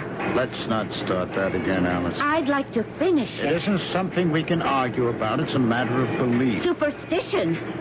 Look, down there, by those bulldozers. Frank Perkins Jr. What about Frank Perkins, Jr.? What do you suppose he would think if he knew what we were talking about? I'm not interested in what Junior thinks. For that matter, what would any intelligent person think? If you're going to stay here, just don't get in my way. All right. But I still say you could start the bridge. Listen. Did you hear that? Yes, it was thunder. It was more than just thunder. It means the rainy season's about to start. We couldn't begin work on the bridge now, no matter what. Relieved, aren't you? Now I can get away from the river. We'll go to the high ground on the other side. We'll start that end of the job. It could be another year before I have to face that bridge. Jose, get the men ready to break camp. Hey, what are we doing, Joe? Isn't it obvious we're suspending operations? Well, that's what Tompkins told me. I can't believe it. Why not? Well, because the schedule calls for getting in the bridge supports. Obviously, we can't keep that schedule. The rainy season's starting early. We could still do it. It's my judgment and my decision to suspend operations now. Ready to go? I suppose so. I'll have Pedro take down the tent. Just because some old... I guess I can call her an old hustler in the swindler sense of the word. Alice, I don't want to hear anymore. Just because she sold you a bill of goods about some spirit of the river. I was under the impression that a man and his wife were one flesh, one spirit, one mind. I see now that I was wrong. No, you weren't. I suppose everyone has to have a special private place which can't be shared or even understood by anyone else. It's your imagination. Oh, if only I could somehow prove you were wrong.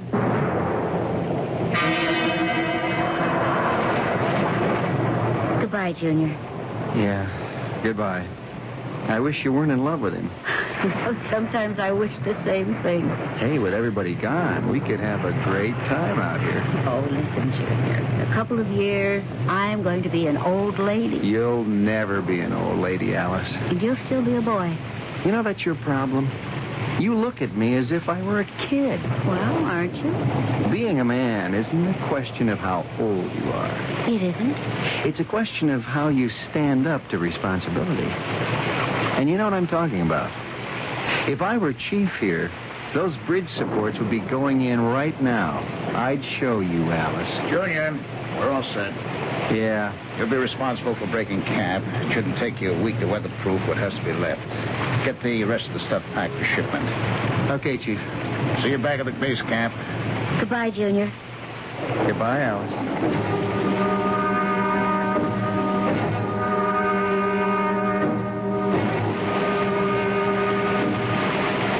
Listen to that rain.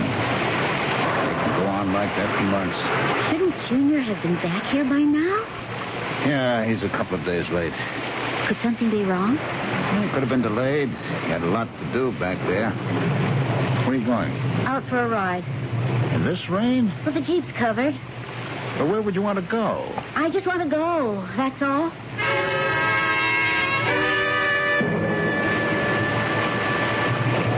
Junior! Alice. I was worried about you, so... Oh, the bridge. Yeah. I figured I could get a good piece of it up. But Joe ordered you to be... I did it because I wanted to prove something to you. I didn't know it could rain like this. Alice, I'm in trouble. The river's rising too quickly. My foundations will be washed away. Junior. Look, I was wrong, Alice. I'm in a jam. I disobeyed orders and all the material. I could be ruined for life. Get Joe, Alice. But what can Joe do for you now? I don't know. Maybe he can think of something. Please, get him. Go get Joe. Alice, what have you got to say now? There is a spirit of the river, and nothing may be done without his permission. And if that sounds like black magic out of the Middle Ages, make the most of it. Joe, the boy's in a jam. And who got him into it? You did. Me? Yes. My eyes are open. I saw how you flirted with him, flattered his vanity, boosted his ego. That isn't true. Did you or did you not give him to understand that he could rise in your estimation if he started that bridge? Why would I do that? To prove something to me about my so-called superstitions? I didn't. Oh, Joe, what's the difference now? If the structure's washed away, millions of dollars are down the drain. He made his decision. He'll be ruined. No one will ever give him another job. He doesn't have to worry. His father owns the business. He'll put him in another job. How do you think he got this one? How do you think you did? Because some old bag fed you some mumbo-jumbo about the spirit of the river? You simply cannot accept the facts. And you don't know what the facts are. Maybe Junior's father didn't get him his job. But your wife got you yours. What are you talking about? The spirit of the river accepted my prayer. You'd still be home, waiting for that spirit of the river, if I hadn't swallowed every ounce of pride, humbled myself, and begged Frank Perkins to hire you. Everyone said you were washed up. Maybe they were right. Maybe you need this nonsense to justify yourself. Stay here. Where are you going?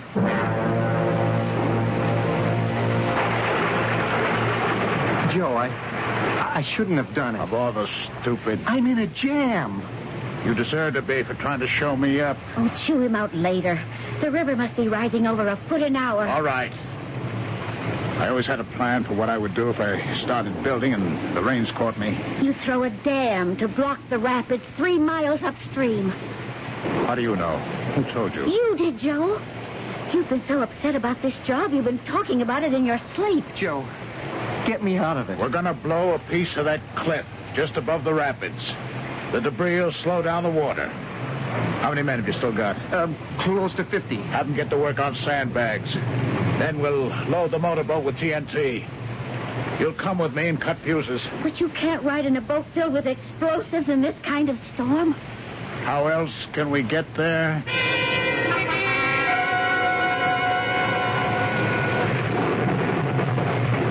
I'll have another cup of coffee. The river isn't rising anymore.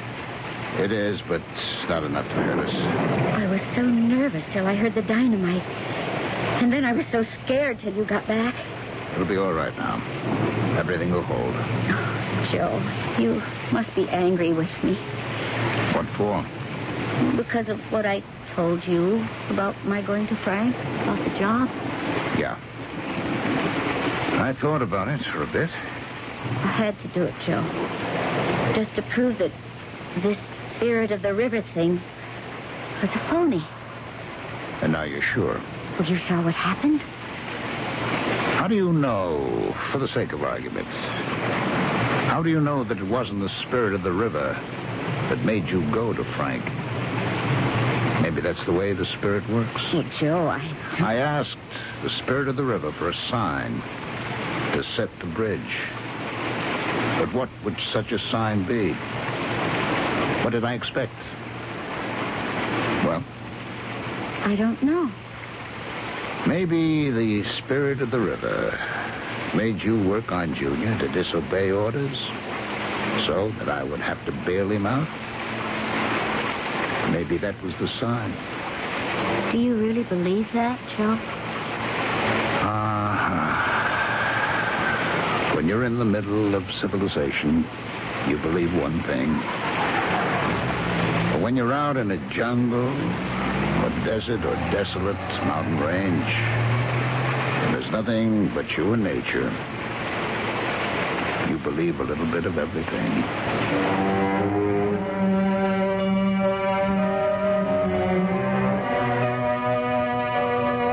Isn't that just about the way it is for most people? Don't most of us believe a little of this and a little of that? Don't we try to hedge our bets? Maybe we aren't superstitious, but we still avoid black cats and walking under ladders and all unnecessary activity on Friday the 13th. And who refuses the gift of a 4-leaf clover? I may have a gift of sorts for you when I return.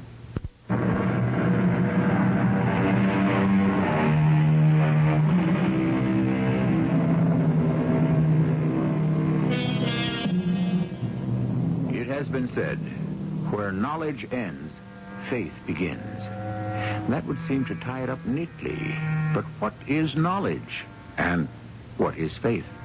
There are those who insist that knowledge consists of having faith in one's facts. If you can't solve this problem to your own satisfaction, be comforted by the thought that it has troubled the world's greatest minds since the beginning of time.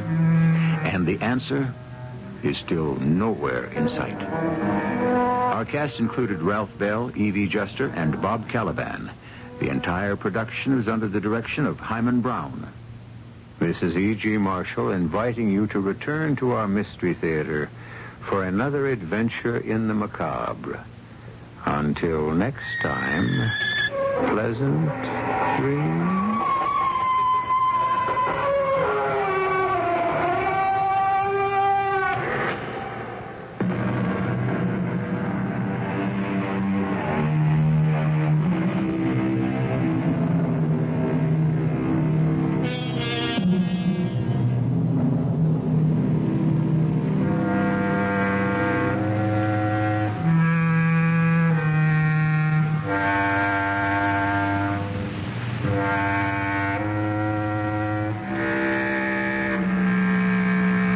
The CBS Radio Mystery Theater presents...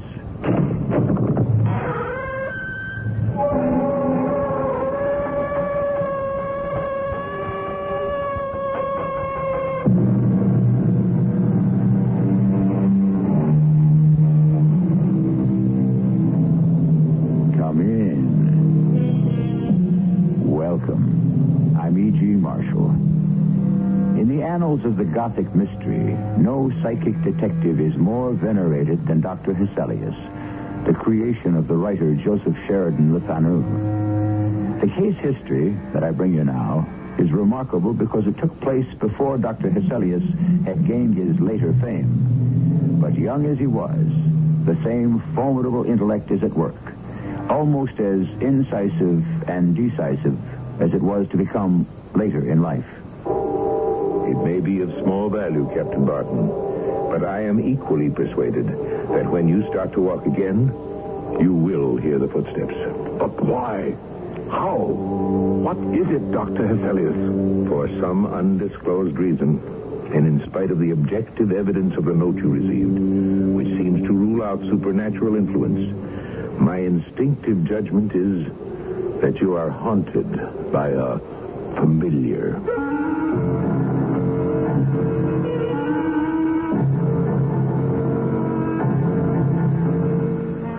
Our mystery drama, The Familiar Ghost, was written especially for the Mystery Theater by Ian Martin and stars Charles Irving.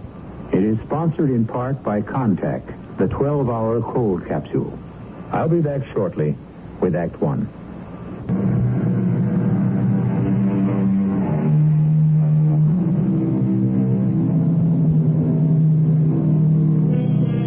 Think of no better way of beginning this brooding tale than by first quoting Dr. Hesselius briefly on the subject of haunted men and then introducing him to tell it. The quote, "In a rough way, we can reduce all such cases to three distinct classes. Some are those who by conscience are subject to illusions. Others are truly infested by spiritual agencies beyond their control. And the third are affected by some systemic disease which clouds their functions and destroys objective thought. Had I seen James Barton soon enough, I might have read his problem." Somewhere about the year 1894, a young man, whom I shall call Captain James Barton, returned to Dublin. He had served in His Majesty's Navy with distinction during the American War. He was 43, intelligent, a man of the world, reserved, and affluent, although he kept but one manservant and one horse. He appeared to be a man who would live to a good old age and die rich, till he met Viola Montague and fell hopelessly in love. I know I am not worthy of you, Viola. I realize there is a considerable difference in our ages. I am not a wealthy man, But I believe I can maintain you comfortably in every way. And I can offer you a devotion of such depth and strength that it is far more important than my life. I'm asking you, nay, begging you, to become my wife. Oh, James, I am overcome. I have no words. You only need one to answer, my beloved. Let it be the right one, for I know how unworthy I am. Stop it. I will not have you run yourself down. You are handsome and kind and strong and more than worthy. As for your wealth and your age, I care not how much you have of either. I accept you just as you are. Are you saying yes? Till my father, the general, returns from Europe, I cannot promise you my hand, but for myself, I give you willingly my heart and my answer. Yes. Yes. My darling, you have made me the happiest of men. Surely when General Montague sees that, he will not refuse my suit. Have no fear. Father will be your staunch supporter. Indeed, he's already a hero worshiper of yours for all your exploits at sea and the battles you've won for your country. That's behind me now. I've had enough of the sea. I never want to return to it. I hope you never shall. I want you with me. And even if Father has any notion against our marriage, it will not take me long to wind him about my finger. When will he be back from Europe? Within 3 weeks. And we shall be married as soon after that as I can manage. It can't be too soon for me. But it's getting late. Oh, don't go yet. I'd better. With no one in the house but the servants, I don't know if I trust myself entirely. I suppose you must. I will. Oh, James. Good night, darling. Good night. Oh, it's such a foggy and broody night. I don't like the idea of you walking home. It's not so far. Good exercise. I shall enjoy the stroll. I'll be walking on air all the way. I shall worry until I see you safe and sound tomorrow. Don't let anything happen to you. What could happen to me? I am armed and well able to take care of myself. Nothing could trouble me tonight. Not even the devil himself, though he walked in my footsteps. What prophetic echo from the inner mind could have made Captain James Barton select those special words? For in a sense, this was exactly what was about to happen to him. As he strode along the misty, shadowed streets, the leather heels of his boots echoed sharply on the cobblestones. The sound of his own boots was all very well. But of a sudden, he became conscious that he had a follower. Oh, who's there? Who are you, I say? Am I hearing things? No one there. Not even the hint of a shadow. Imagination, I suppose. Confound it. It's chilly, cold. Better get myself home. There is someone following. And yet, if I look back, there's no one there. What am I running from? Who could be following me that I cannot see? And why am I suddenly so afraid?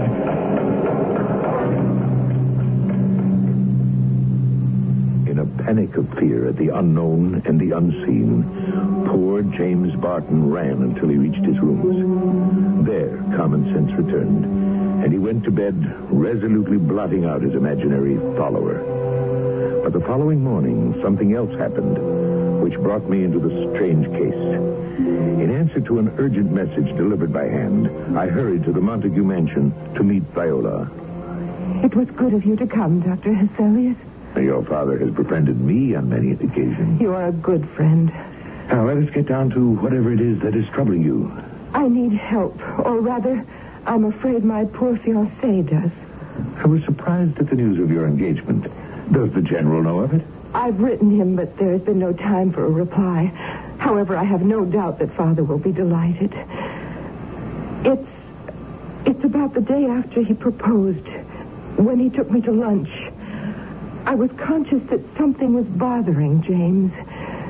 While we were walking and even in the carriage, he kept glancing constantly over his shoulder as if someone or something was following us. He had never acted this way before? No. I'm afraid for him. Why? I don't quite know. This follower, this presence, whatever dogs his footsteps, haunts my mind, too. When he first told me, laughing it off about someone trailing him, I knew that it was nothing to be laughed off. Viola, I've known you ever since you were quite little. I've never had any indication that you were at all sensitive to the preternatural. I never have been before. I might have written it off as undue concern for someone I love, just as I'm sure James would have, if it hadn't been for this. And what is this? A letter that came to James through the post. I'm sure he never would have shown it to me except for the accident that last night this fell inadvertently to the floor from his jacket. Oh, may I read it? That's why I asked you to come. Is Captain Barton aware that you called me? Oh, yes. As a matter of fact, he's here this moment in the house. I wanted to talk to you first, before you met, because you'll find he wants to push this aside. But you think it's more important than that? I am afraid. I'm terrified for him in a way I find difficult to express. I know that my husband-to-be is in dreadful jeopardy. I hope your fears are not justified. But I think if the captain is here, by all means, he should join us. He's in the next room. I'll get him. James, would you come in, dear? Of course, Viola. James, this is the Dr. Hesselius I've told you so much about. Dr. Hesselius, my fiancé, Captain James Barton. Pleasure to meet you, sir. And for me. Doctor? The term is not honorary, Captain. I've been thoroughly educated in medicine and surgery, though so far I have practiced neither. That does not mean to say I do not continue to pursue my studies, which, however, have taken me somewhat deeper into the realm of the spirit and the psyche itself. James, I asked Dr. Hesselius here, as you know. I beg you to discuss the note you have received and what happened the other night. Have you read the note, Doctor? Not yet. I preferred to have your permission. That was not necessary. Here. I shall read it to you myself. To Mr. Barton, late captain of the Dolphin, you are warned of danger. You will do wise to avoid Eglantine Lane, and indeed the lady who lives at one end of it. Should you walk there again, take this warning once and for all that you have reason to dread. And it is signed, or at least concluded, in capital block letters crudely printed, The Watcher. You have no idea, of course, who the Watcher might be. Not the slightest. Or you, Viola? Me, Dr. Hesselius, how could I? Perhaps some other suitor? There has been no other. I will not deny to you, Doctor, that I have not made enemies. Not only those it was my duty to war against, but also among my own compatriots. The command of a ship makes a man an autocrat. But now the war is over and done with. I can think of no one who should bear a special grudge. At all events, the note is not what disturbs me. It is the follower. Yes. I must admit he bothers me also. Why, Dr. Hesselius? Because the two, if they belong together, don't fit each other, do you see? As evidenced here by this note, one is of this world, the other... Do you understand that you never saw the man who made the footsteps? That's right. But it was foggy. Still, I understand you turned back, called to him, tried to locate him. I did. And when you just paced back and forth and tried to create the echo of your own footsteps, there was no sound. Correct. It's very late, Dr. Hesselius. I think Viola is tired. I'm not. I'm worried, James. Suppose, after we say goodnight, Dr. Hesselius and I continue the conversation. Can I drop you somewhere, Doctor? As a matter of fact, I could use a walk. And We're going in the same direction.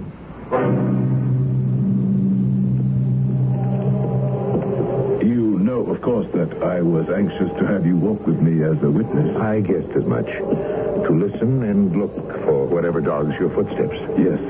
But you didn't want Viola to know that it is a constant fact by now. How did you know? Am I right? Yes. More and more. Sometimes even in the daylight. But there is never a figure to account for the footsteps. No. And you have satisfied yourself that it is not a simple echo? Yes, I have. Listen. Do you hear them? No. But stop and turn. Do you still hear them? No. But as soon as we start to walk again, I know I will. It may be of small value, Captain Barton, but I'm equally persuaded that as soon as we start to walk again, you will hear the footsteps. Why? How? What is it, Dr. Hesselius? For some as yet undisclosed reason, and in spite of the objective evidence of the note you received, which seems to rule out supernatural influence, it is my instinctive judgment that you are haunted by a familiar. Haunted by a familiar. Now, there is a strange and awkward word, as old-fashioned in its way as our story. The dictionary will define it as many things, but the term of choice here would seem to be held in service by a supernatural tie. But who is held in service? The ghost or the host? Which is the familiar? I shall return shortly with Act 2.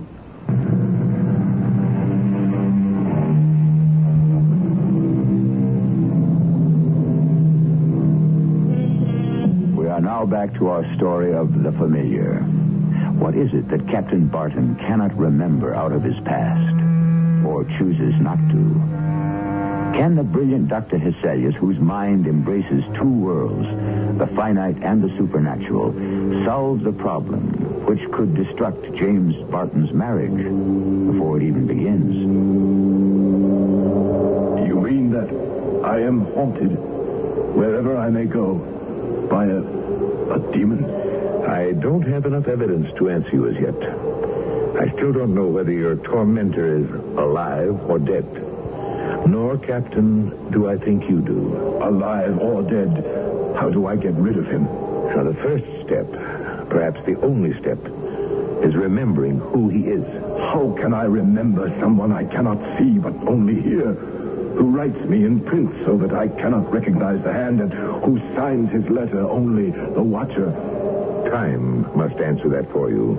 But I have no time, or little. Within the next few days, General Montague will return, and I hope give his consent to my marriage to Viola. I would not advise that until... I realize that marriage to her will be impossible until this matter is resolved. Of course you do. I propose you come to my offices tomorrow and allow me to make as thorough a physical examination of you as possible. There's nothing the matter with my health. Would you rather the problem was all in your mind? No. I'll come to your offices in the morning. Good. For tonight, let us see you safely home. How can I be safe while I am hounded? You hear the steps again. Yes. I shall not sleep tonight, nor any night until this torture is gone. I was puzzled and intrigued by this curious hallucination. The imaginary footsteps that dogged Captain Barton were easy enough to account for. Our imagination can, under periods of great stress or excitement, conjure up almost any unbelievable terror. But the note, that was something else again. Clearly, this was no simple case.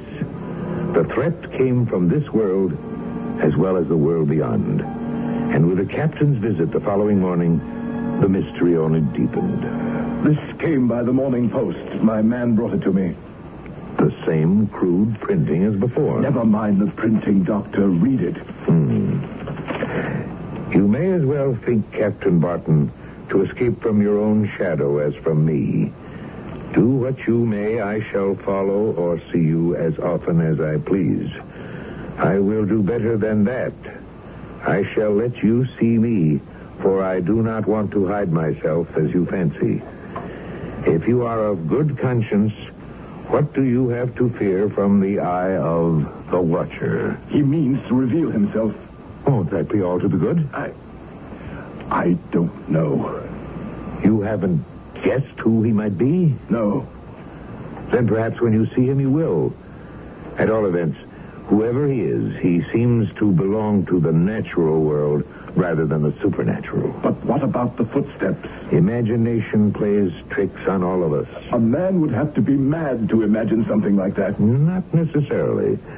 Let me examine you thoroughly, physically, and then worry about any aberrations of the mind. I found him in excellent health. Remarkable condition, in fact, for a man of his age. Had I not known it, I could easily have concluded that here was a man in his mid or early 30s, in the prime of life. My report to him seemed to lift his spirits somewhat. There were a few laboratory tests to be completed, and we made an appointment for the following day. But another development was to enter this strange case before that appointment was kept.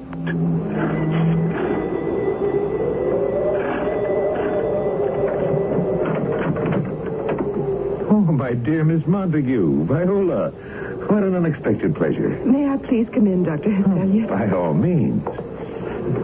I had thought perhaps Captain Barton was with you. No, we parted after luncheon. Let me take your shawl, my dear. No, I'd rather keep it. I'm chilled to the bone. We have just seen the Watcher. We? James and I. You saw this person also? Yes. Clearly? Well, we were in the carriage on the way home.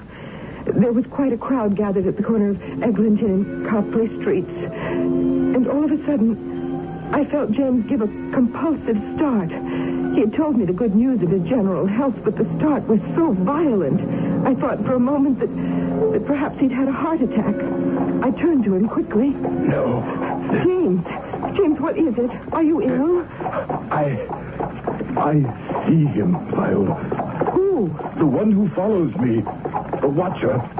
Where? There, in the crowd. Don't you see him? The short man there, wearing the fur cap and that strange foreign coat. Can't you see him? With the red face and the brown teeth clenched in that awful smile. Stop the carriage.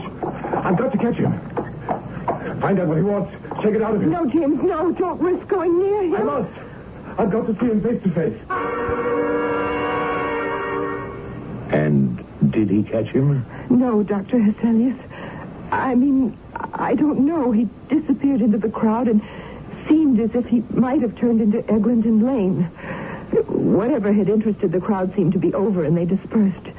Quite suddenly, the corner was empty, and James had vanished into thin air.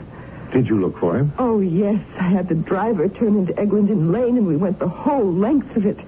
There was no sign of James. At his lodgings, his servant said he had not returned. I went back to the corner where he had disappeared. He wasn't there. In desperation, I came here. What am I to do? Can you describe him to me? A little man with a red face marked as though by the pox. He had bad teeth and this terrible fixed smile on his face. And he wore a strange-looking coat and this fur hat with ear laps. He would have looked ridiculous if it hadn't been for the smile. Interesting. If he was smiling, why would you fear him? There was no warmth in the smile. It was as though someone from behind had seized the corners of the mouth and dragged them up and back till it was more of a snarl or a silent shriek of pain. When I think of it, I'm in terror for James' very life. It took me some time to calm Viola. I then saw her home in a carriage. I left her to attend to one or two business matters, Then, returning later to my own quarters on foot, was vastly cheered to find, waiting on my doorstep, an obviously healthy, if disturbed, Captain James Barton. Dr. Hesselius, thank heaven I caught you. I was about to leave again. Oh, Captain Barton, before anything, we must let Viola know that you are safe. She already knows. I came away from there shortly and hurried here by hackney. When I found you away, I was at my wits' end after what happened. By all means, come in. Come in and tell me. Viola says she had told you we saw the Watcher. I know you saw him and pursued him. Did you catch up with him? Let's go into the drawing room. No, he led me a pretty chase. But eventually, in some twisting alleys, I lost him. Why, then, didn't you return to Viola? I was in no condition to face anyone. Why were you so upset? Did you recognize this man you were chasing? No. Then why did he have such an effect on you? The concentrated malevolence that issued from that shrunken figure. The utter evil he projected. The fiendish terror projected by that snarling smile like a wolf or some dread vampire. The mouth stretched till it hurt against the rotting, jagged teeth. And how did you lose him? I was right on his heels as he turned a corner, and as I hurtled round it, ready to pounce and seize him, he was gone. As if he had never been. As if he were but a figment of some awful nightmare. And yet you are sure you saw him? Yes, and Viola, too. So she said. But that might have been the power of suggestion. Every detail of her description was a repetition of what you said you saw. I did see him. And recognized. No, how could I? Let me ask you a question, Dr. Hesselius. Yes? If a man had lockjaw and died of it, or appeared to, as testified by a doctor of reasonable competence, might he, after all, recover? Impossible. But a blunder could be made. No physician with a knowledge of death could mistake it in a case of that horrible disease. Is there any disease which could cause a man to shrink in all his proportions, still preserving his exact resemblance in every detail, with the exception of his height and bulk? That I can answer firmly, none. Then I am haunted. And this thing is supernatural. But you recognize who it is. Not yet. I know the face, but I can't make the connection with the past. But he is, as you said, a familiar. My familiar. Tied to me. Oh, how can I rid myself of him? How can I determine at last who and what he is? Now there were enough fragments to start to fit together. Some answer to the mystery. And 2 days later, a certain advertisement in the Dublin newspapers arrested my interest. If Sylvester Yelland, formerly foremast man aboard His Majesty's frigate Dolphin, or his nearest of kin, will apply to Mr. Hubert Smith, attorney, and his office in Dame Street, he or they may hear something to their great advantage. Admission at any hour till 12 at night, and full confidentiality assured. Was it possible the Watcher was alive after all? Whatever visitors Lawyer Smith might have, I resolved that I would be one of them. Not for the purpose of giving information, but of receiving or extracting it if I possibly could.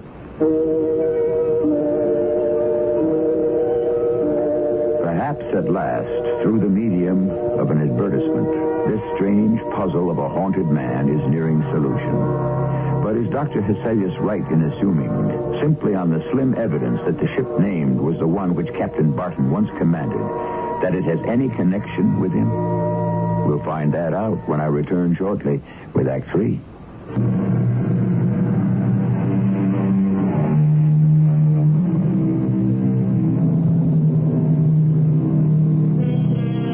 All of us are haunted by mistakes in our past.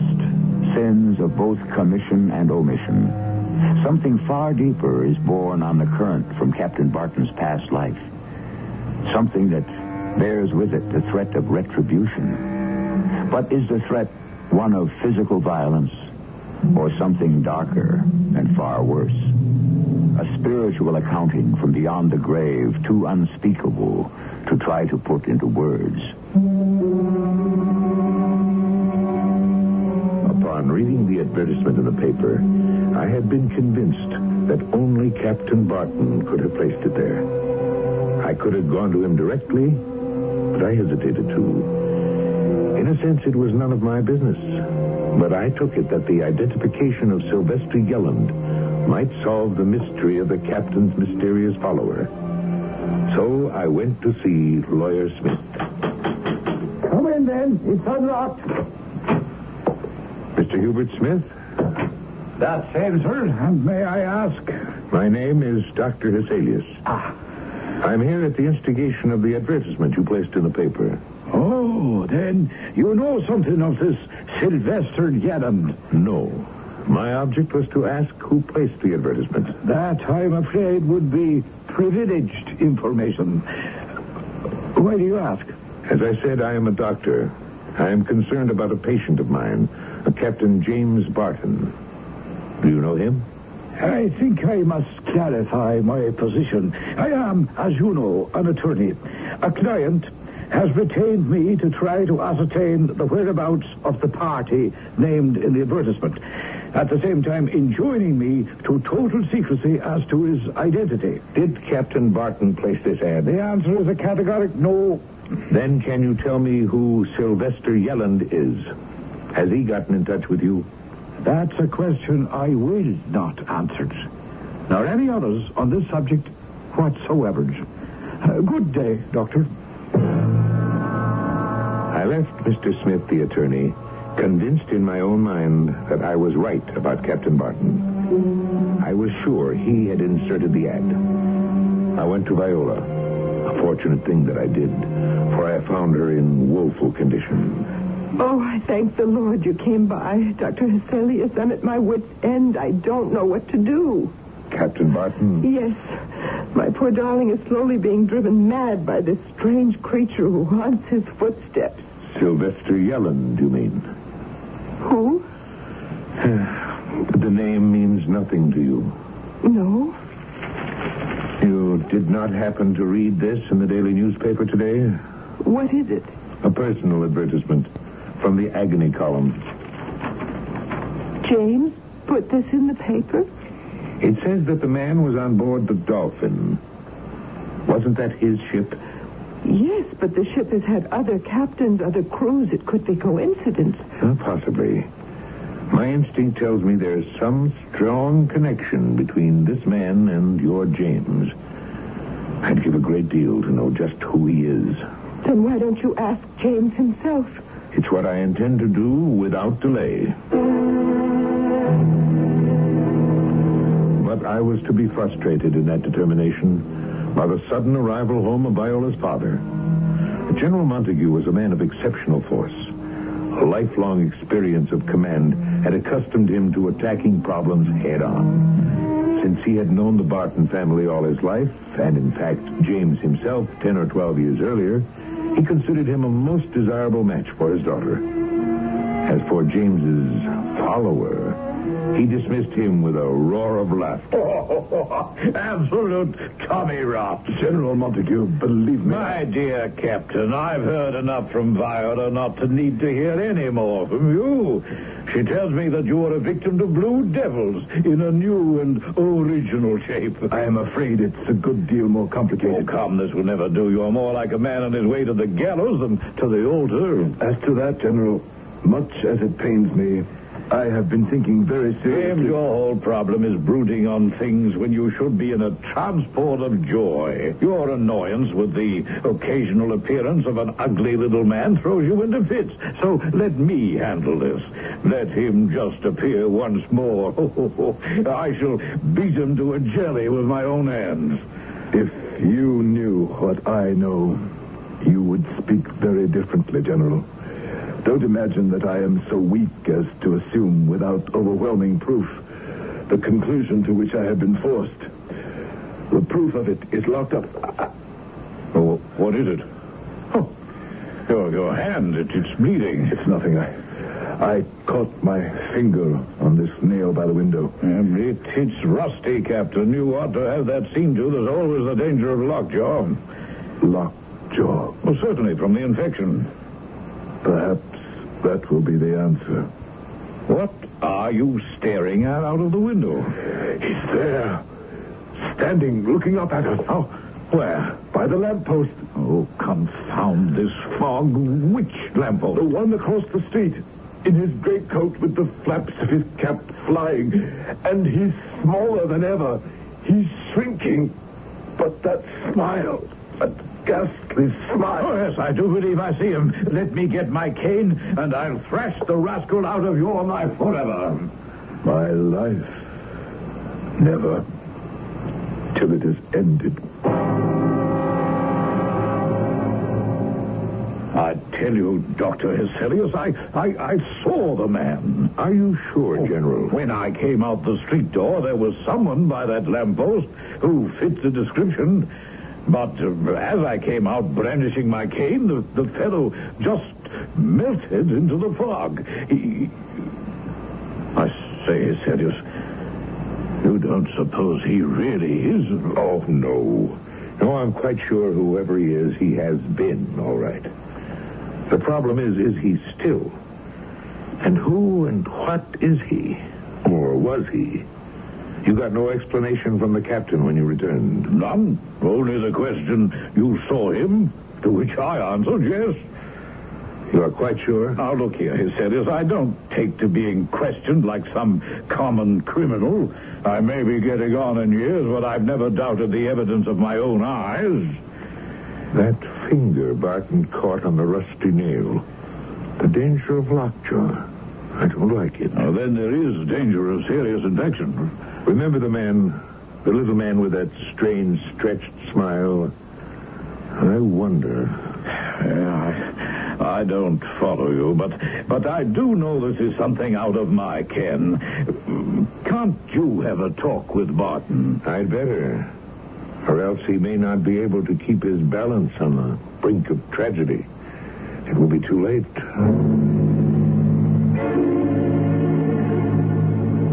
But before I had the opportunity to visit the captain, Viola herself had been there. And things in this strange affair had taken a new turn. This is what Viola reported to us after her visit.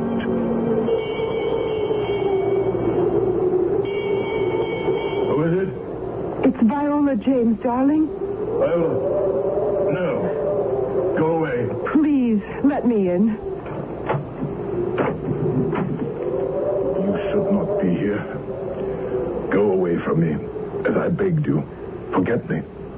I'm not worthy. Let me be the judge of that. Darling, it's cold. Let me come in. Why not? The struggle is almost ended now. Come in. What struggle, darling? My sufferings will soon be over. I pray I leave you no legacy of suffering, too. What suffering? Retribution. My punishment for my sins. I don't know what to say to you except for whatever it means. Comfort has been revealed to me. I am happy to hear you speak so tranquilly. Peace and cheer of mind will make you yourself again. I can never be that, Viola. Forgive me for what I have done to you. I am no longer fit for life. I am soon to die. There is no help for me anymore. There is no hope or joy left. Only one last smile. The smile of well-deserved death. Viola was devastated by her rejection. And in a strange turn of face, the general, instead of being relieved, was furious at what he considered an insult to his daughter. I myself made a visit to the captain's chambers, but his servant informed me he was not at home. So 2 days passed before that same servant came knocking wildly at my door, while the general waited for me to join him in the carriage. We drove straight to Captain Barton's lodgings. Well, he has to be in there. His servant insisted he was. The door's locked from the inside. Then I'm afraid we're too late. Yes, so am I. But I would have hesitated to break the door down alone. No time for hesitation anymore. It's a sturdy door. Not that sturdy. I think we can manage it between us. Ready? Yes. Here we go. It's giving. Once again. Oh. Good Lord. Control yourself, General. I'm sorry I said this. I've seen plenty of men dead in battle. It isn't the fact of death that shocks me. It's the manner. I've never seen any man, no matter how terrible his injury, look like that. It's the most desperate agony I've ever seen. The parody of a smile.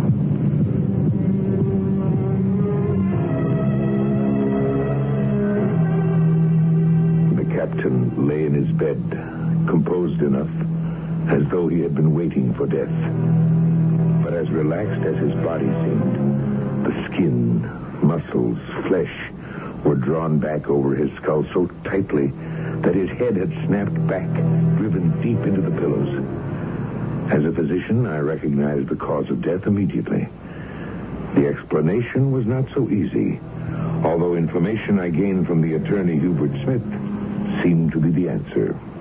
No, I am distressed at the news you bring me, Dr. Heselius. And I can only hope that you can give me some answers. Oh, to what? The mysterious Sylvester Yelland. Did anyone ever answer the advertisement? Wait, I can speak now and answer you yes. The guardian of a young man who has not yet attained his majority. A young man who's also named James Barton. Huh. The captain's son. That's correct. There's no question after what has happened. And the captain named him his sole heir. Who was his mother? She was the daughter of a man named Sylvester Yelland. 12 years ago or so, when James Barton first became captain of the Dolphin, he fell in love with a young woman. But after a while, he sailed away like other mariners. But her father was one of the sailors on his ship. Within a year, she gave birth to a child and died on the childbed. And the enraged father, when the news reached him, tried to wreak his revenge on Captain Barton. And Barton killed him? Ah, not quite. Captain Barton had forgotten the woman entirely, and thinking the man Yelland was a mutineer, had him flogged. He was cast in the brig, developed an infection, and within a few days had died horribly of lockjaw. Lockjaw? You seem surprised. Little wonder. That was what killed the captain himself.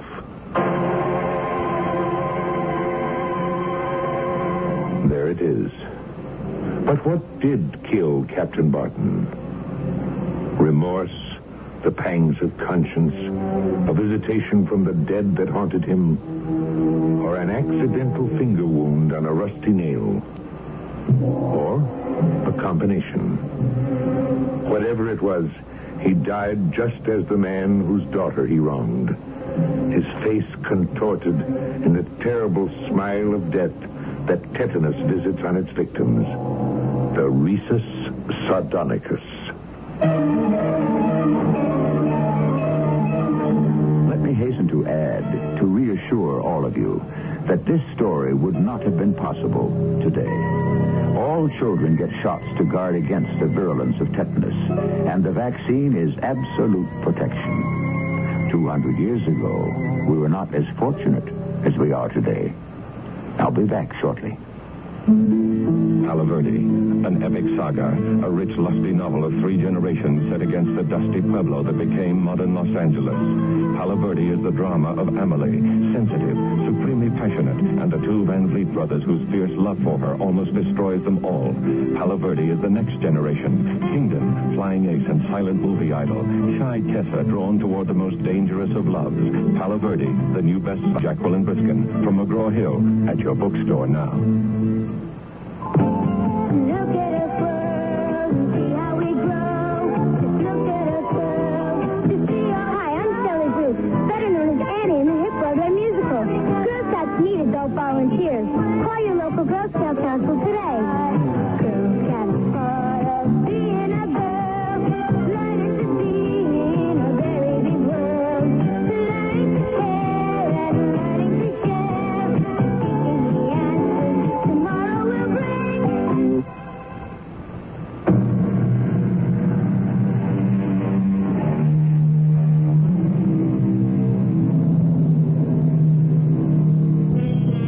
I think you could say that this has been, in every sense of the word, a morality story. As I mentioned before, we all make mistakes. That is the human lot. It is only or make amends that we deny our birthright. We can try to shut our minds, convince ourselves that we have forgotten them, but we cannot control the watchdog of our minds. Shakespeare said it, for conscience doth make cowards of us all. Our cast included Charles Irving, Gordon Heath, Terry Keane, and Ian Martin. The entire production was under the direction of Hyman Brown. And now, a preview of our next tale. The butcher. His real name was Valdez. What was his first name? Do you remember? Marcos. Colonel Marcos Valdez. I've often wondered what happened to him. Sometimes I fantasize about returning here to search him out. But that's past. Look, Dr. Limon, I really must get back to that restaurant and speak to that woman. It wouldn't be advisable. Why not? It's what I was trying to tell you before.